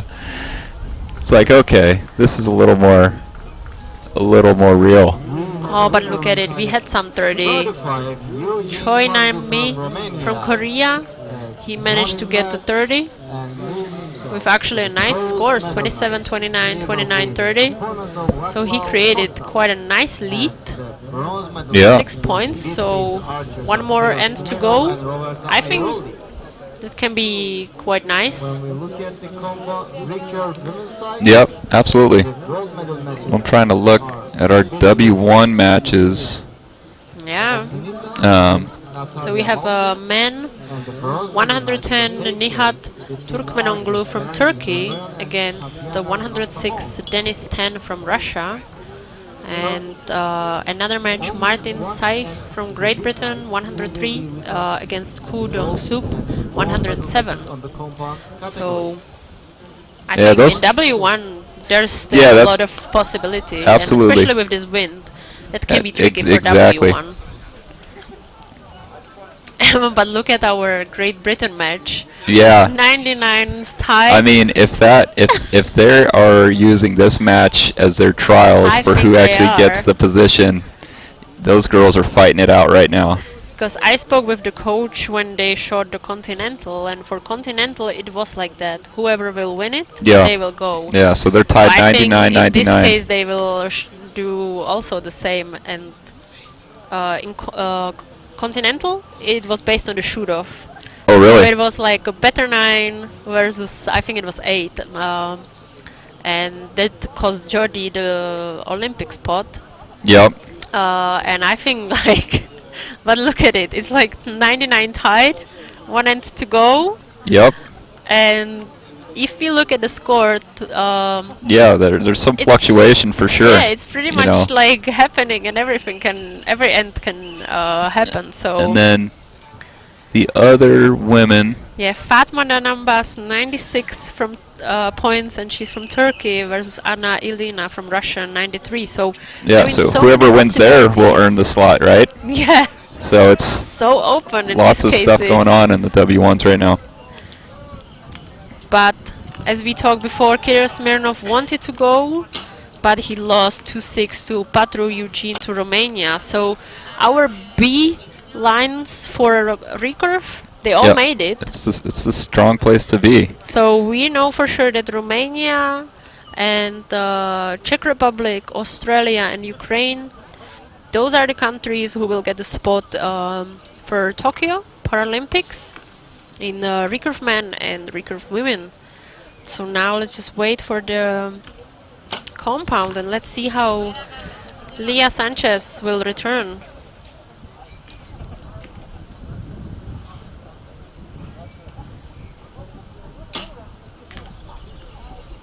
Okay, with 8, I think it's still play with her head. Yeah, You cannot kind of forget it at the moment. not at all. You can even see it in her face expression that she just shoot, but she just don't want to anymore. Yeah. Oh, Oh. seeing I Rubio mean, Carmen she wanted to threw a finish. 6, but I mean, it doesn't really matter for her. yeah, at this point, She's also the one which goes to Wo- Paralympics for yeah. Tokyo, but She I was think well she out of wanted reach. a different. you always want to finish strong. I mean, Yeah. I think like also the match.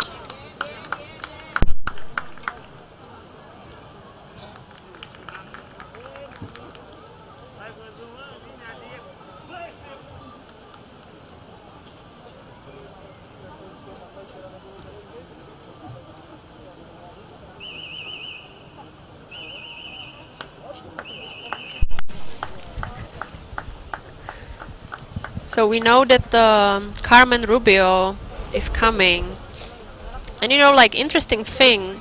Look at the W1 men and women. There is a Turkey men and women, so that can create also another mixed team. yeah, that'd be great for them.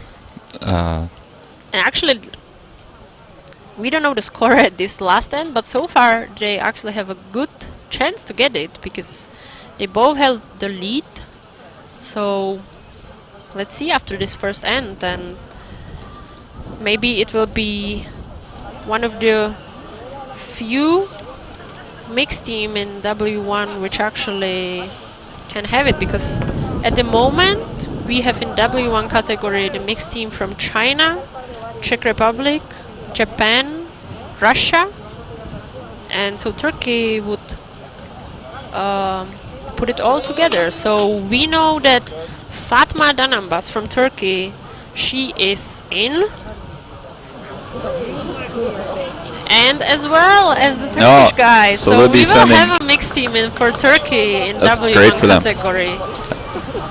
And let's see our British match. Yeah, we'll see. I am super excited about that We will have one. a shoot-off on We will for sure have one shoot-off between Peter Marchand from Australia and Veselin Uzelak from Serbia. Oh, and Victoria Ramari with strong 29 and Victoria Kingston 22. So I mean, and that was all about the head, Yeah. not really about the shooting. So now we know for sure that to Tokyo there is coming 26, Nihat Turkmenoğlu is the winner. And on target number 30, Dong-Suk from Korea is the winner. And on target number 18, I mean, Victoria meanwhile, Rumari is the before winner. we go to the shoot-off, we can thanks to our sponsors.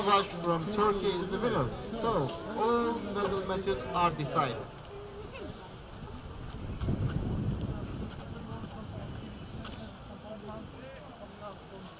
Eugene Patru from Romania will shoot for gold against Raclav Kostal from Czech Republic. and Kirill Smirnov from So at the Russia moment will shoot we have the results coming in, and look at the strong finish between Salumin and Saluiman and Daniel Lelu, 30 both. Trinidad from So Australia will shoot for gold against I think we are still missing one score for this one, from Ukraine. but at least we know that there were 30, and also strong finish with 29 for Ksenia Markitantova and Choi Nami. And as we know for sure, Mexico, Leah Sanchez is sadly not the one, but Carmen Rubio for Spain got the spot. So very, very interesting. Yeah, there's a lot of interesting stuff. I mean, I'm looking at this match between France and... Iraq. Yeah, I think we And- still miss a score. Oh, you think that's because there's zeros there? I didn't know. I don't think that they agree not to shoot in Yeah, I this. don't know. It would be the gold or bronze match. I think that would be possible, but I think we still need to confirm the results in this case, just to clarify the target 6 and 7, because yeah, I think that's just a missing spot. Now it's shoot-off time.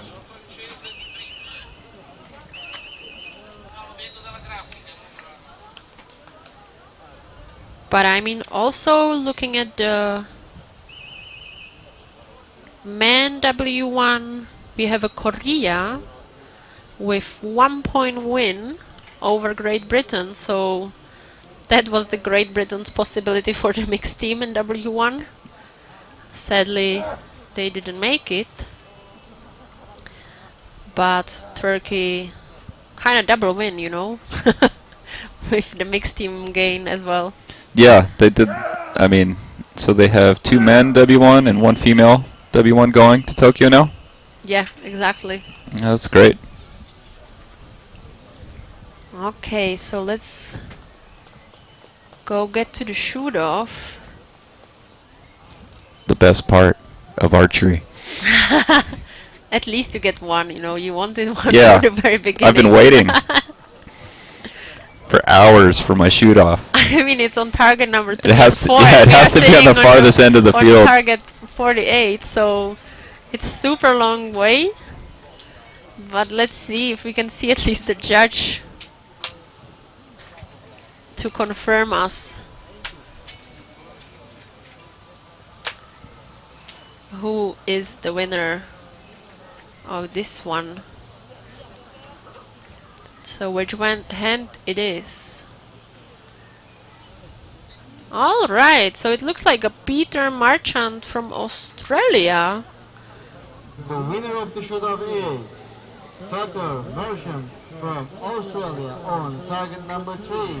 At least, you know, we have the judges so you can see the arms and not really the arrow hitting in the, Yeah. in the target. We will have So gold we need to wait for the score which was shot, but we know Australia will get a spot for compound men and as well as France. So, you know, they didn't get a recurve in this tournament, but at least they Yeah. get a compound.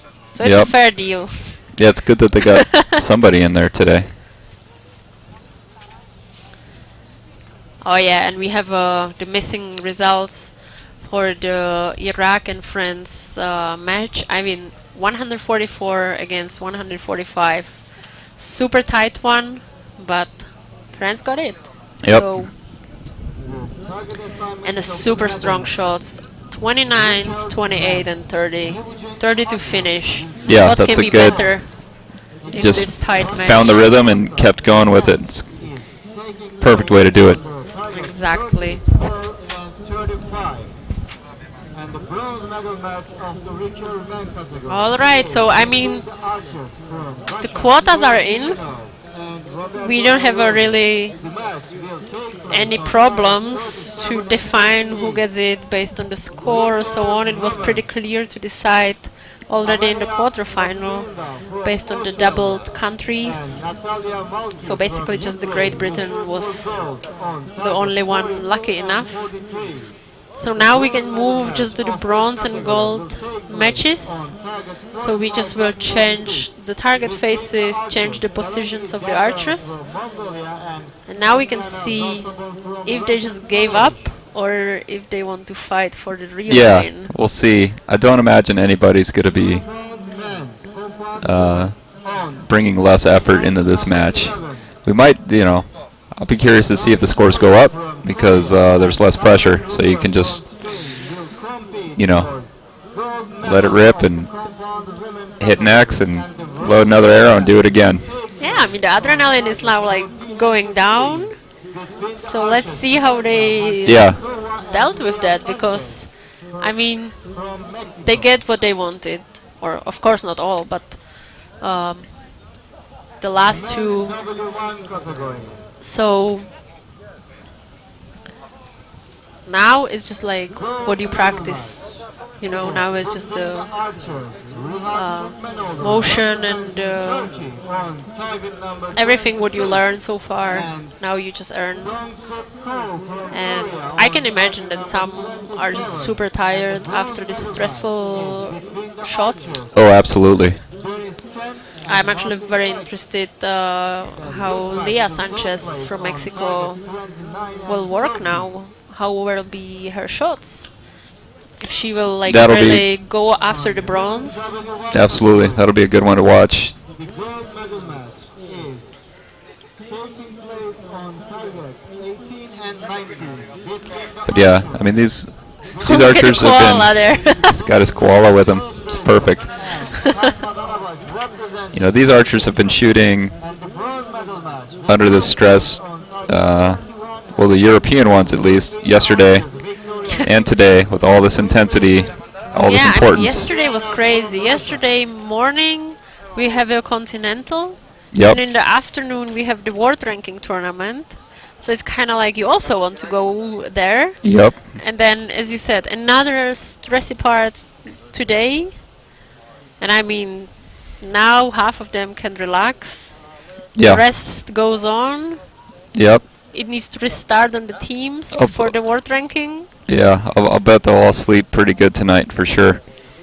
So. How do you prepare for the team competition? For what? For the mixed teams? I mean, for the one on tomorrow. Actually, tomorrow we have the team. Yeah, I'm actually not shooting it. Okay. Tim Palumbo outshot me in the qualifying match, so Timothy and Emma will be shooting the mixed team match for the USA Recurve. Yeah. So at least he got something, Yeah. No, he shot his personal best in a tournament. He just came out, and I don't know what he was doing or thinking about, but I told him he better figure out. That's the no pressure. Yeah. Yeah, I'm like. It's like what you describe after with your skiing.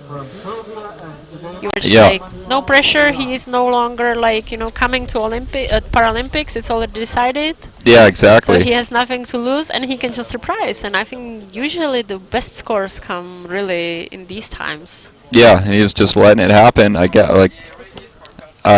wasn't aware. I don't really pay attention to other people's scores or anything like that during the round, and they were announcing I think like the top 5 throughout the day, and for a little while he and I were tied, I guess, because the announcer kept saying that, and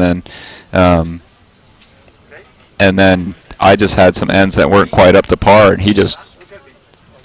He started taking away from there apparently, and yeah, he had a great finish, and really happy for him. And I've told him you need to figure out whatever you were doing that day, and let that happen more often because it was pretty great shooting. Yeah, so true. I mean, now we have a Compound Man Open Gold Final here. So actually, Peter Marchand from the shoot-off, we moved him all across the field from target 2 to target 48. You got to take have a better look. Yeah. Well, it's important that we get to see him. So maybe we will have another shoot-off, so you can get it much closer. That would be great. I don't think they want that, but I think at this stage, they don't really care. They don't really care. They're both going. They both have their slots. Exactly. So I think now they will just enjoy it, and maybe that's why it will be another interesting match to watch.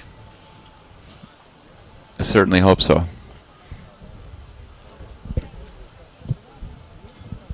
So I think now it will be just the roots why we all love the archer, you know, just no pressure, just hanging around. No and pressure, shoot. just hanging out, Show shooting what you archery. got. Little breeze in to make it more interesting. Yep.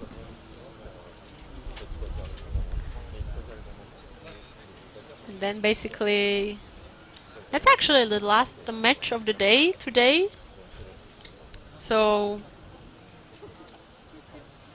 they are actually like, or I hope they will do the next closure of today.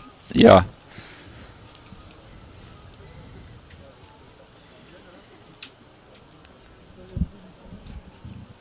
Oh yeah, and another standing versus wheelchair guy. So let's see how it helps to be Let's see how taller. it helps. Yeah. I mean, down here, I think the breeze is not so strong like in the middle of the field, because of course the wind can really blows out across Yeah, the it's an full interesting football setup. field. The whole field's surrounded by trees, more or less, but there's a couple openings, which would be to the archers' backs or away from the targets, and sometimes through that there's a little walkway, and the breeze just comes straight through that thing. So sometimes if you're in the middle of the field, It just goes through that you, wind right? comes right through that tunnel and hits you, and kind of nobody else on the field is getting it as much. But other than that, it's I pretty. mean, it goes to the way how we shot, so it can also like get your arrow there much better, you know. Oh, sure. It should be rather straight down to the target. Yeah, that part is true. It's a tailwind, so it's not as bad as a crosswind, but Or these, you know, like in Turkey, usually they are the rotating ones in Yeah. the middle of the field, and I think that's the worst, right? it's hard to judge the wind if the You just windsock cannot keeps going read left it. and right. Yeah. You're like, well, I'll just shoot in the middle and hope it hits there. Yeah. You just So- hope for your poundage. Yeah. Yeah, just pull heavier. All right, so we will start now the last matches for today, the gold and bronze matches in all categories actually. And we can see the strong star with a 9 and the response with a 10. With a So 10. I mean, Yeah, I think we chose a good match for this will be a great one. Should be pretty tight the whole way through.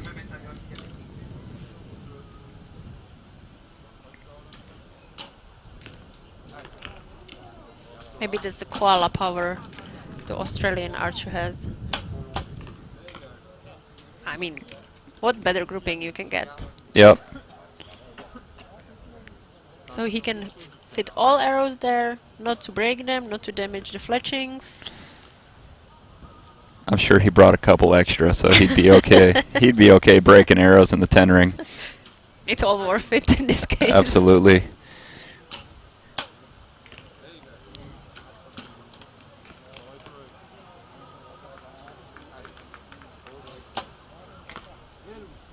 Okay. There he goes. Daniel finds a 10.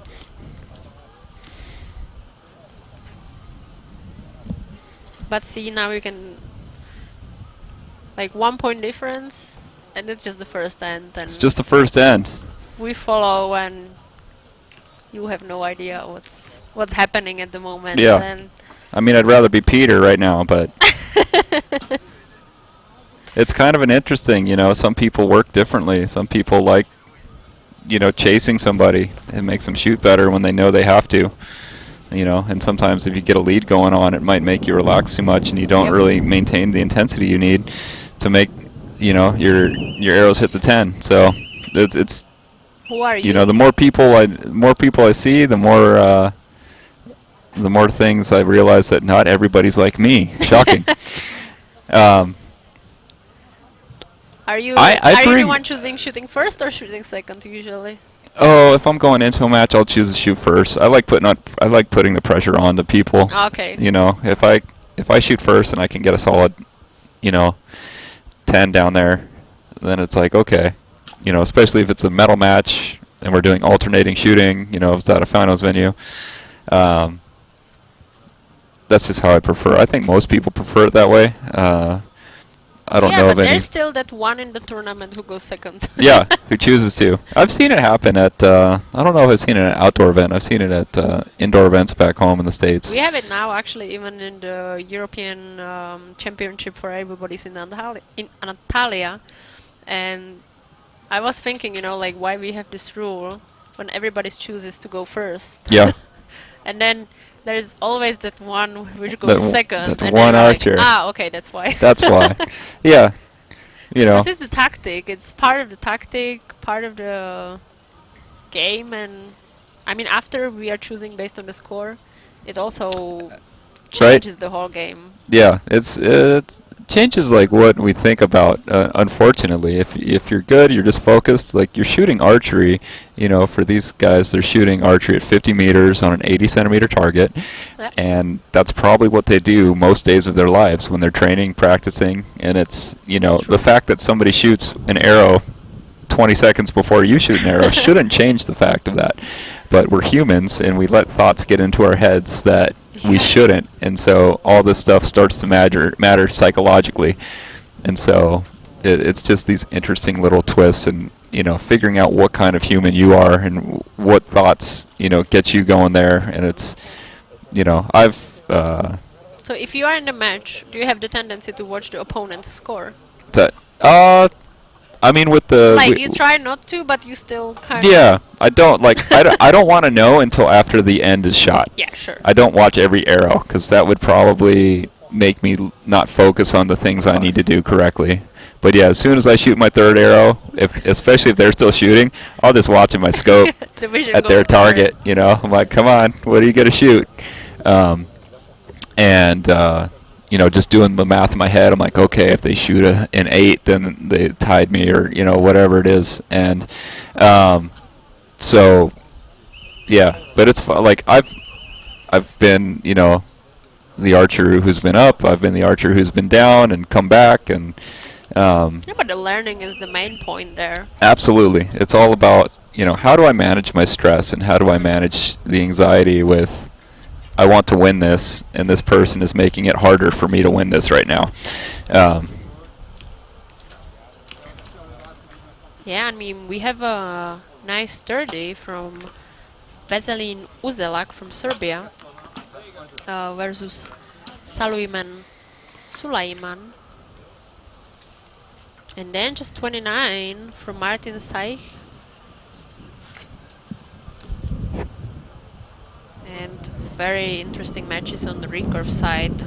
Now it moves, you know, from the side. Yeah, now the A sides are. Yeah. So Recurve men, they chose the side A, is now getting a 2-point, which is Patru Eugene from Romania and Kirill Smirnov from Russia. And this is basically, I mean, if we take, for example, Václav Košťál, you can see 23 end versus 27 for Patru Eugene. Yeah. I think he's just so tired after the much stress and being on the television finals and so on, that he's just shooting and he really doesn't think anymore what's happening there. But on the we had Peter. Do you think it was Peter the wind or? It might have been. It went out the left side. Because it was like at the time I felt also the breeze coming down here. Yeah, it's definitely gusty enough to be moving your body around, not just your arrows. So. Yeah, I mean, even though it's the open class. Sometimes it goes off right when your sight moves out where you don't want it to be. Yeah. But look at it, still 26 both. So oh wow! So nothing really happened for him. Nope. Even though he put 10-10-6. Yeah. No I mean, really he could have if he would have had a 9, right? He would have been in a real happy spot. But yeah, this is. Ooh. Yeah. Now it's getting really gusty. So this is. But they luckily are not shooting now. Yeah. I mean, so far they are lucky that every time we finish the end, the big breeze come in, just to kind of push the volunteers to go there with the scorecard. Yeah, you know, it felt right. like Reminds you get to work. yeah. I mean, without this pink ones, we would not really have it the flow we have. The pink ones, is that's the volunteers' names? Like they have the pink T-shirts. They do. Like this year. So it's the easiest recognition we have on the field. The green group of judges and the pink group of volunteers. Pink volunteers. No, the organizers of this tournament do a really good job at finding these volunteers and making everything happen pretty flawlessly. So it's a great tournament, and I'm super happy to be here shooting it. And talking, I hope also. Yeah, it's fun. This is my first time commentating, so I hope I'm doing okay. Yeah, but we hope so too. I mean, I think the people will let us know, I guess, in some comments. Oh, I can't wait to read the comments. Please be nice. And be kind, especially with the names. That's why I didn't say too many. I let you handle that. Yeah, that's fine. I mean, in the recurve, we have tied 25-25 Patr Eugene and Václav Košťal, so we go 3-1. So we are back in the game here. Kirill Smirnov, like, no compromises there. 4-0. He wants at least the bronze medal, I mean. Yeah. Once he didn't get the Tokyo, at least the bronze medal should be enough for him. And a similar thing goes to Tatiana Zalsabon from Russia, 0-4. She just wants to win. Yeah. Leading the competition with 2 points against her opponent from Turkey. And when we look at the bronze medal match of this category, But if you look, for example, on the W1 women, the written double, you know, Victoria Ramary was the one which actually qualified, but now her sets are like 25-26, and Victoria Kingston, she didn't get in, and now she has 28-26. So you can see how the stress and the situation kind of like changes you. Absolutely. And She's now free, and she can just surprise and hope maybe the coaches will be like, oh, you know what, maybe just let's change it. I mean, usually they just don't, but... yeah, absolutely. But know. this, with COVID, with everything that's going on in the world, it's always good to be ready, because, you know, if unfortunate things can happen, you know, if something were to happen to me, you know, Timothy Palumbo would be going in my spot. He's our alternate person, so I don't think he's hoping anything bad happens to me, but I'm sure he is. It's like me and Shudov, you know? Yeah. he clearly is shooting and training because he shot incredibly well here. So if he gets that call and they say you're going to Tokyo, he is ready to go. So I think all athletes, even if they aren't officially going at the moment, I mean, everybody wishes for. If they're the alternate, they'll be ready. Oh, but look at it. Now we are tied. Yeah, this is great. Great and match. we start from beginning again. That's right. Starting over. Ground zero. Oh, and the big breeze is coming again. So let's see how they learned to know the wind now. Okay. We might have another 30 in this end. Yeah, it's a pretty good X there, too. Good reaction. Don't let him lose so much points. Just keep it going, you know.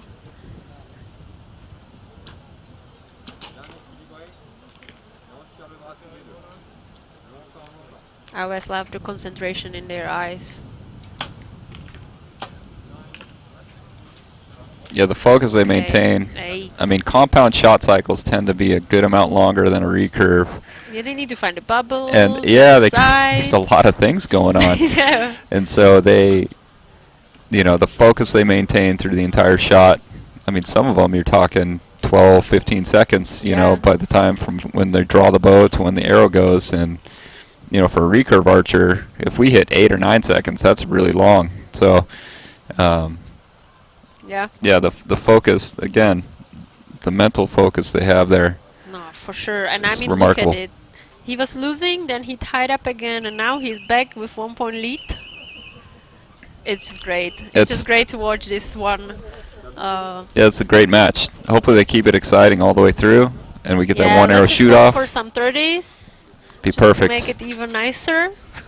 You want those perfect scores. Yeah. Such it's a always prof- so easy to such a- count. It's so. Oh, that part I agree with. See, he agrees with me. Yeah, the happy faces there. But yeah, I was happy when I started shooting closer to 60-point ends, so I could count down backwards from 60. Yep. Because when you're shooting in the middle, it's always hard to decide which way you're gonna start counting. No, for sure. I mean, and once your score is above the 55, then you can go downwards. Yeah, Once you are hitting the 55, it's not a problem from there. doesn't make sense to go from backwards count. That's for sure.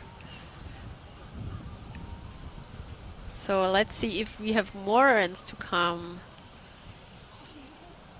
As you see in the big screen on the right-hand side of the field, Peter Merchant is So sitting 29 leading the gold points medal match versus with the 27. Choi Nami versus Carmen Rubio. And So gold Carmen's medal still match getting of a the little gold bit medal win, category. over 1 point. Carmen Rubio And from Spain is Our leading the Leah match with Sanchez a again, point third on end. target And 0. after shots 27-27, now goes 24. The bronze medal So maybe match it's of always this like category in is the middle of the fifth end, there's something. something. She lost her concentration maybe. Yeah, I really don't know what happened when those two arrows that she couldn't get shot on that match, but she's able to shoot now. She's pretty consistent, and you know, I hope she learns what it was and figures it out so it doesn't happen to her again, because that's just unfortunate. Yeah, and very clear ends in recurve part, 5-1 again for side A. Yeah, So Patru Eugene, Kirill Smirnov and Imalia Oktrininda 5-1 lead, and only B Tatiana Salsabon from Russia 4-2 winning. So super interesting even on the recurve. I mean, before we had a very clear 6-0. yeah. Now we are like Now we've got a couple tied fighting. sets on there. Got the 5-1s going, and that means we're still shooting some archery. yeah. I mean, I like that they don't give up this gold and bronze final. Yeah, Even though they just got a spot, they just still want to fight for the quota tournament winning. yeah. Gotta fight for glory always. So we'll see, and I think we picked probably the best match to watch here. Yeah, that's So for sure. And I mean, Peter even and Daniel before- going after it. I mean,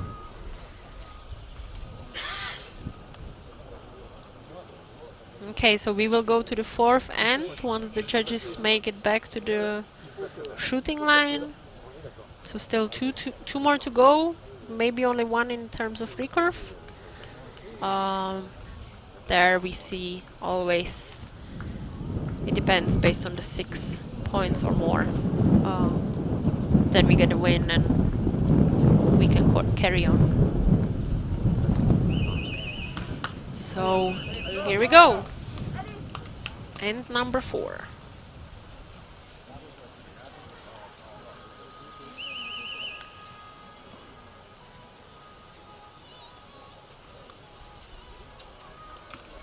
Still the breeze is coming there.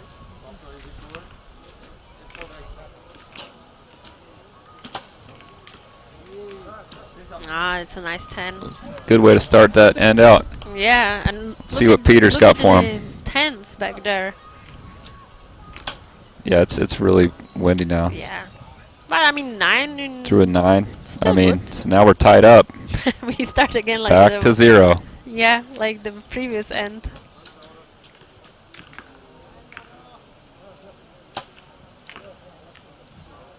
All right.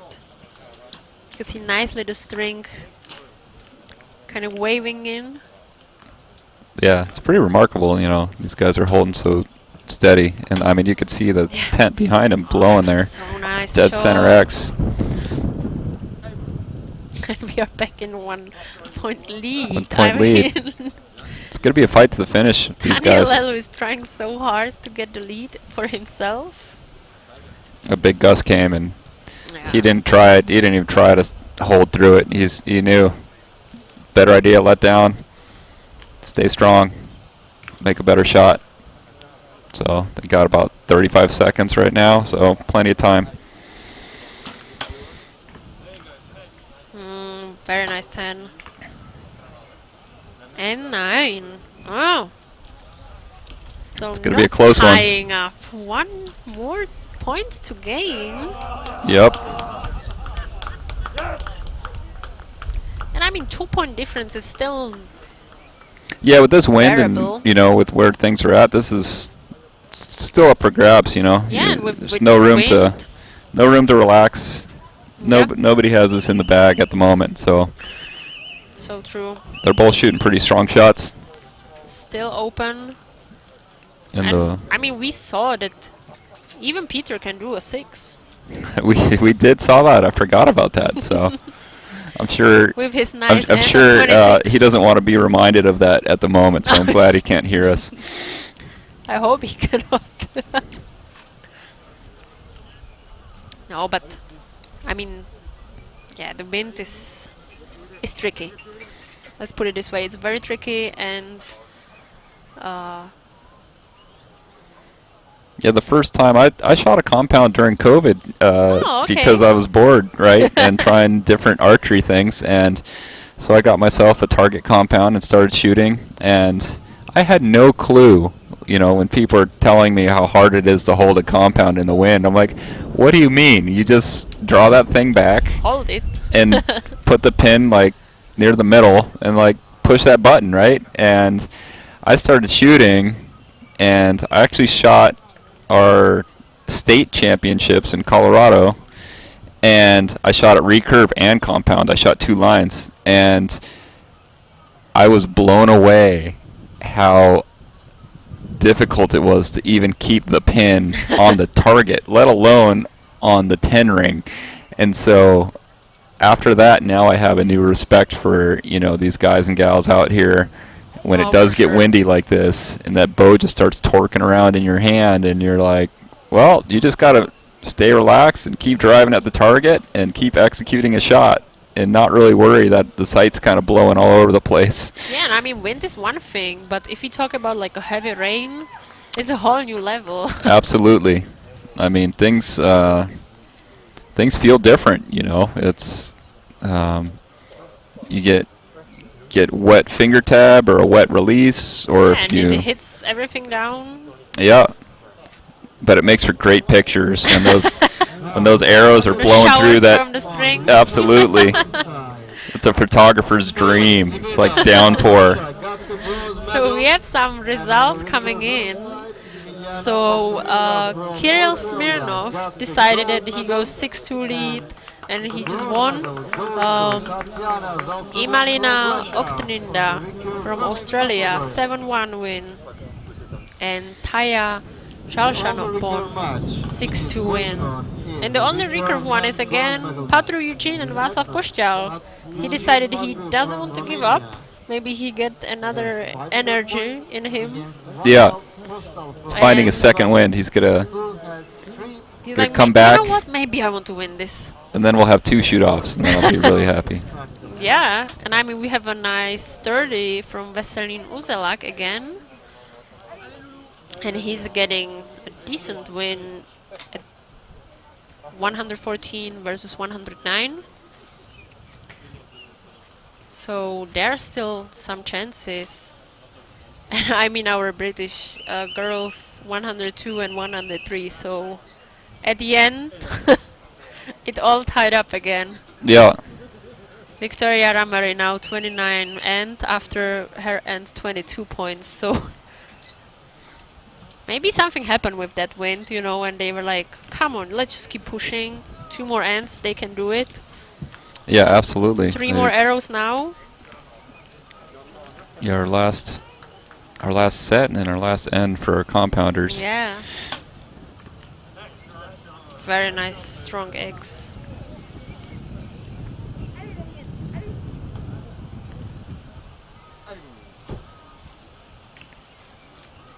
I think for half of the field, like, lucky that we have the compounders moved here, because then there's only this one recurve match back there on 34-35. And the rest is just the compound and W. But I look at That's Peter. He's just like Peter's it's pounding fine. X's even in this gusty wind. That's great.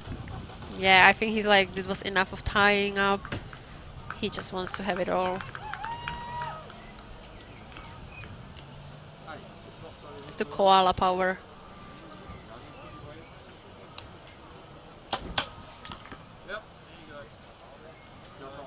Right. All I right. mean, Here's Peter's. you know, like 28 would not be or he shot his problem 9. for everybody else than when you shoot against Peter at the moment. Yeah. And I mean, 29 closure, decent one. Not too shabby at all. Yeah. Now he can have a very nice rest and sleep and Come back and do it again tomorrow morning. yeah, to be honest, I'm not really sure if he has a team, but maybe they do. But let's find out after a few seconds how the score is for the others. If we will have some other shoot-off, because of course we know that our match here Yeah, it is finished. resolved. It's pretty clear. But what about the others? There are still some which could possibly get some shoot-offs, and especially our recurve match. Peter Merchant from Australia is the gold medalist of this category. And I mean, even looking back there to the recurve part, The silver medal based on grouping, it's quite similar on going to 34, Daniel 35, but Leloup from France. I'm afraid, like, I don't want to even count it because I can barely see the arrows where they actually hit the target. I see more the fletching than the Yeah. targets. No, it's difficult to tell from here. Yeah, so we have a confirmed Peter Marchant from Australia that he's not just getting the quota, he's just getting the win as well for this tournament. And now all of these guys can fully focus only for the world ranking event, which we return back to tomorrow.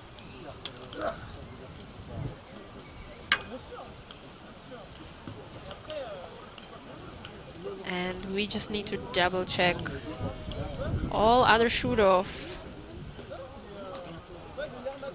But the scores are popping in now, and our recurve match has a shoot-off. All right. 5-5. So it will be interesting. One arrow shoot-off. And that's actually the only shoot-off which we have in the field.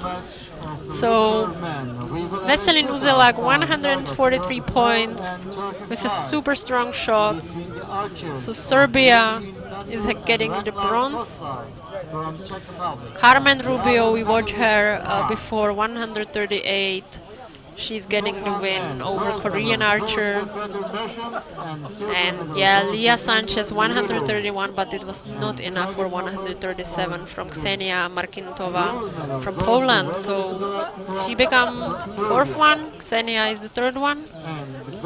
And Victoria Ramari, she proves that she gets the spot correctly with 125 points over 122.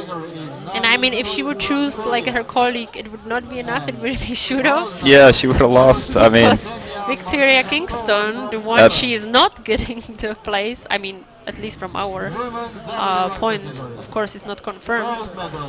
She has a 127, but her opponent 125 points, so still open.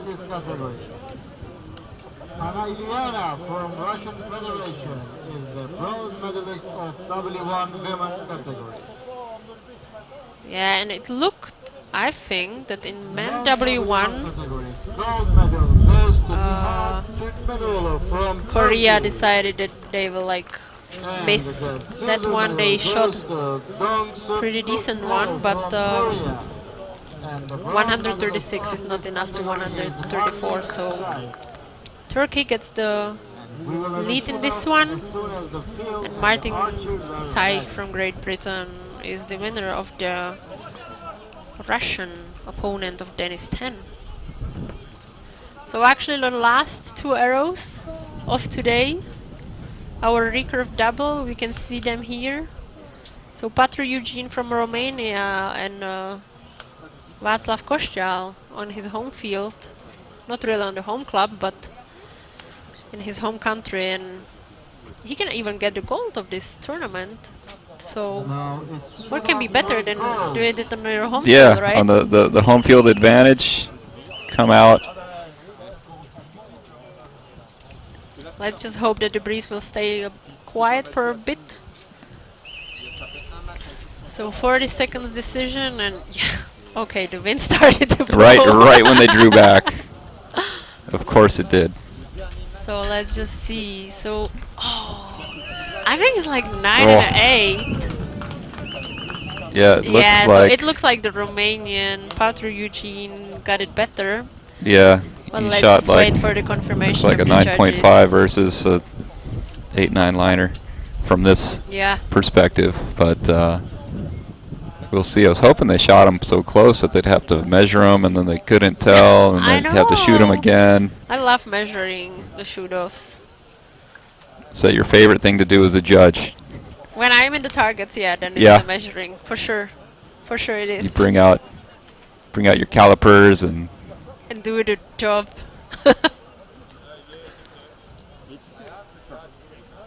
And also, you know, that's only the reason, because when you have a shoot-off and it's clear from the distance, you know that you have like no surprise to tell. But once you measure, yeah, it's confirmed. So Patru Eugene is taking the win. Václav Kostyal takes the silver. But for both of them, it doesn't really matter. Yeah, it's a good day for both of them. They came in and they got done what they wanted to get done today, that's for sure. And I mean, if we go back, that he was actually losing all the time. He was coming back. He made it to 5-5. Yep. Silver medal is not bad, actually, after all of it. And at the end, it was all about the Tokyo at the moment. Yeah. So this is just like a cherry on top. Exactly. So that's what we call winning the silver medal, you know. Yeah, exactly. He didn't lose gold, he won the silver. He worked hard all the way through that match for that silver medal. So true. Great shooting by both of them. That's, you know, pretty under the pressure of 1 hour shoot off and this wind, you know. I think they both did very well.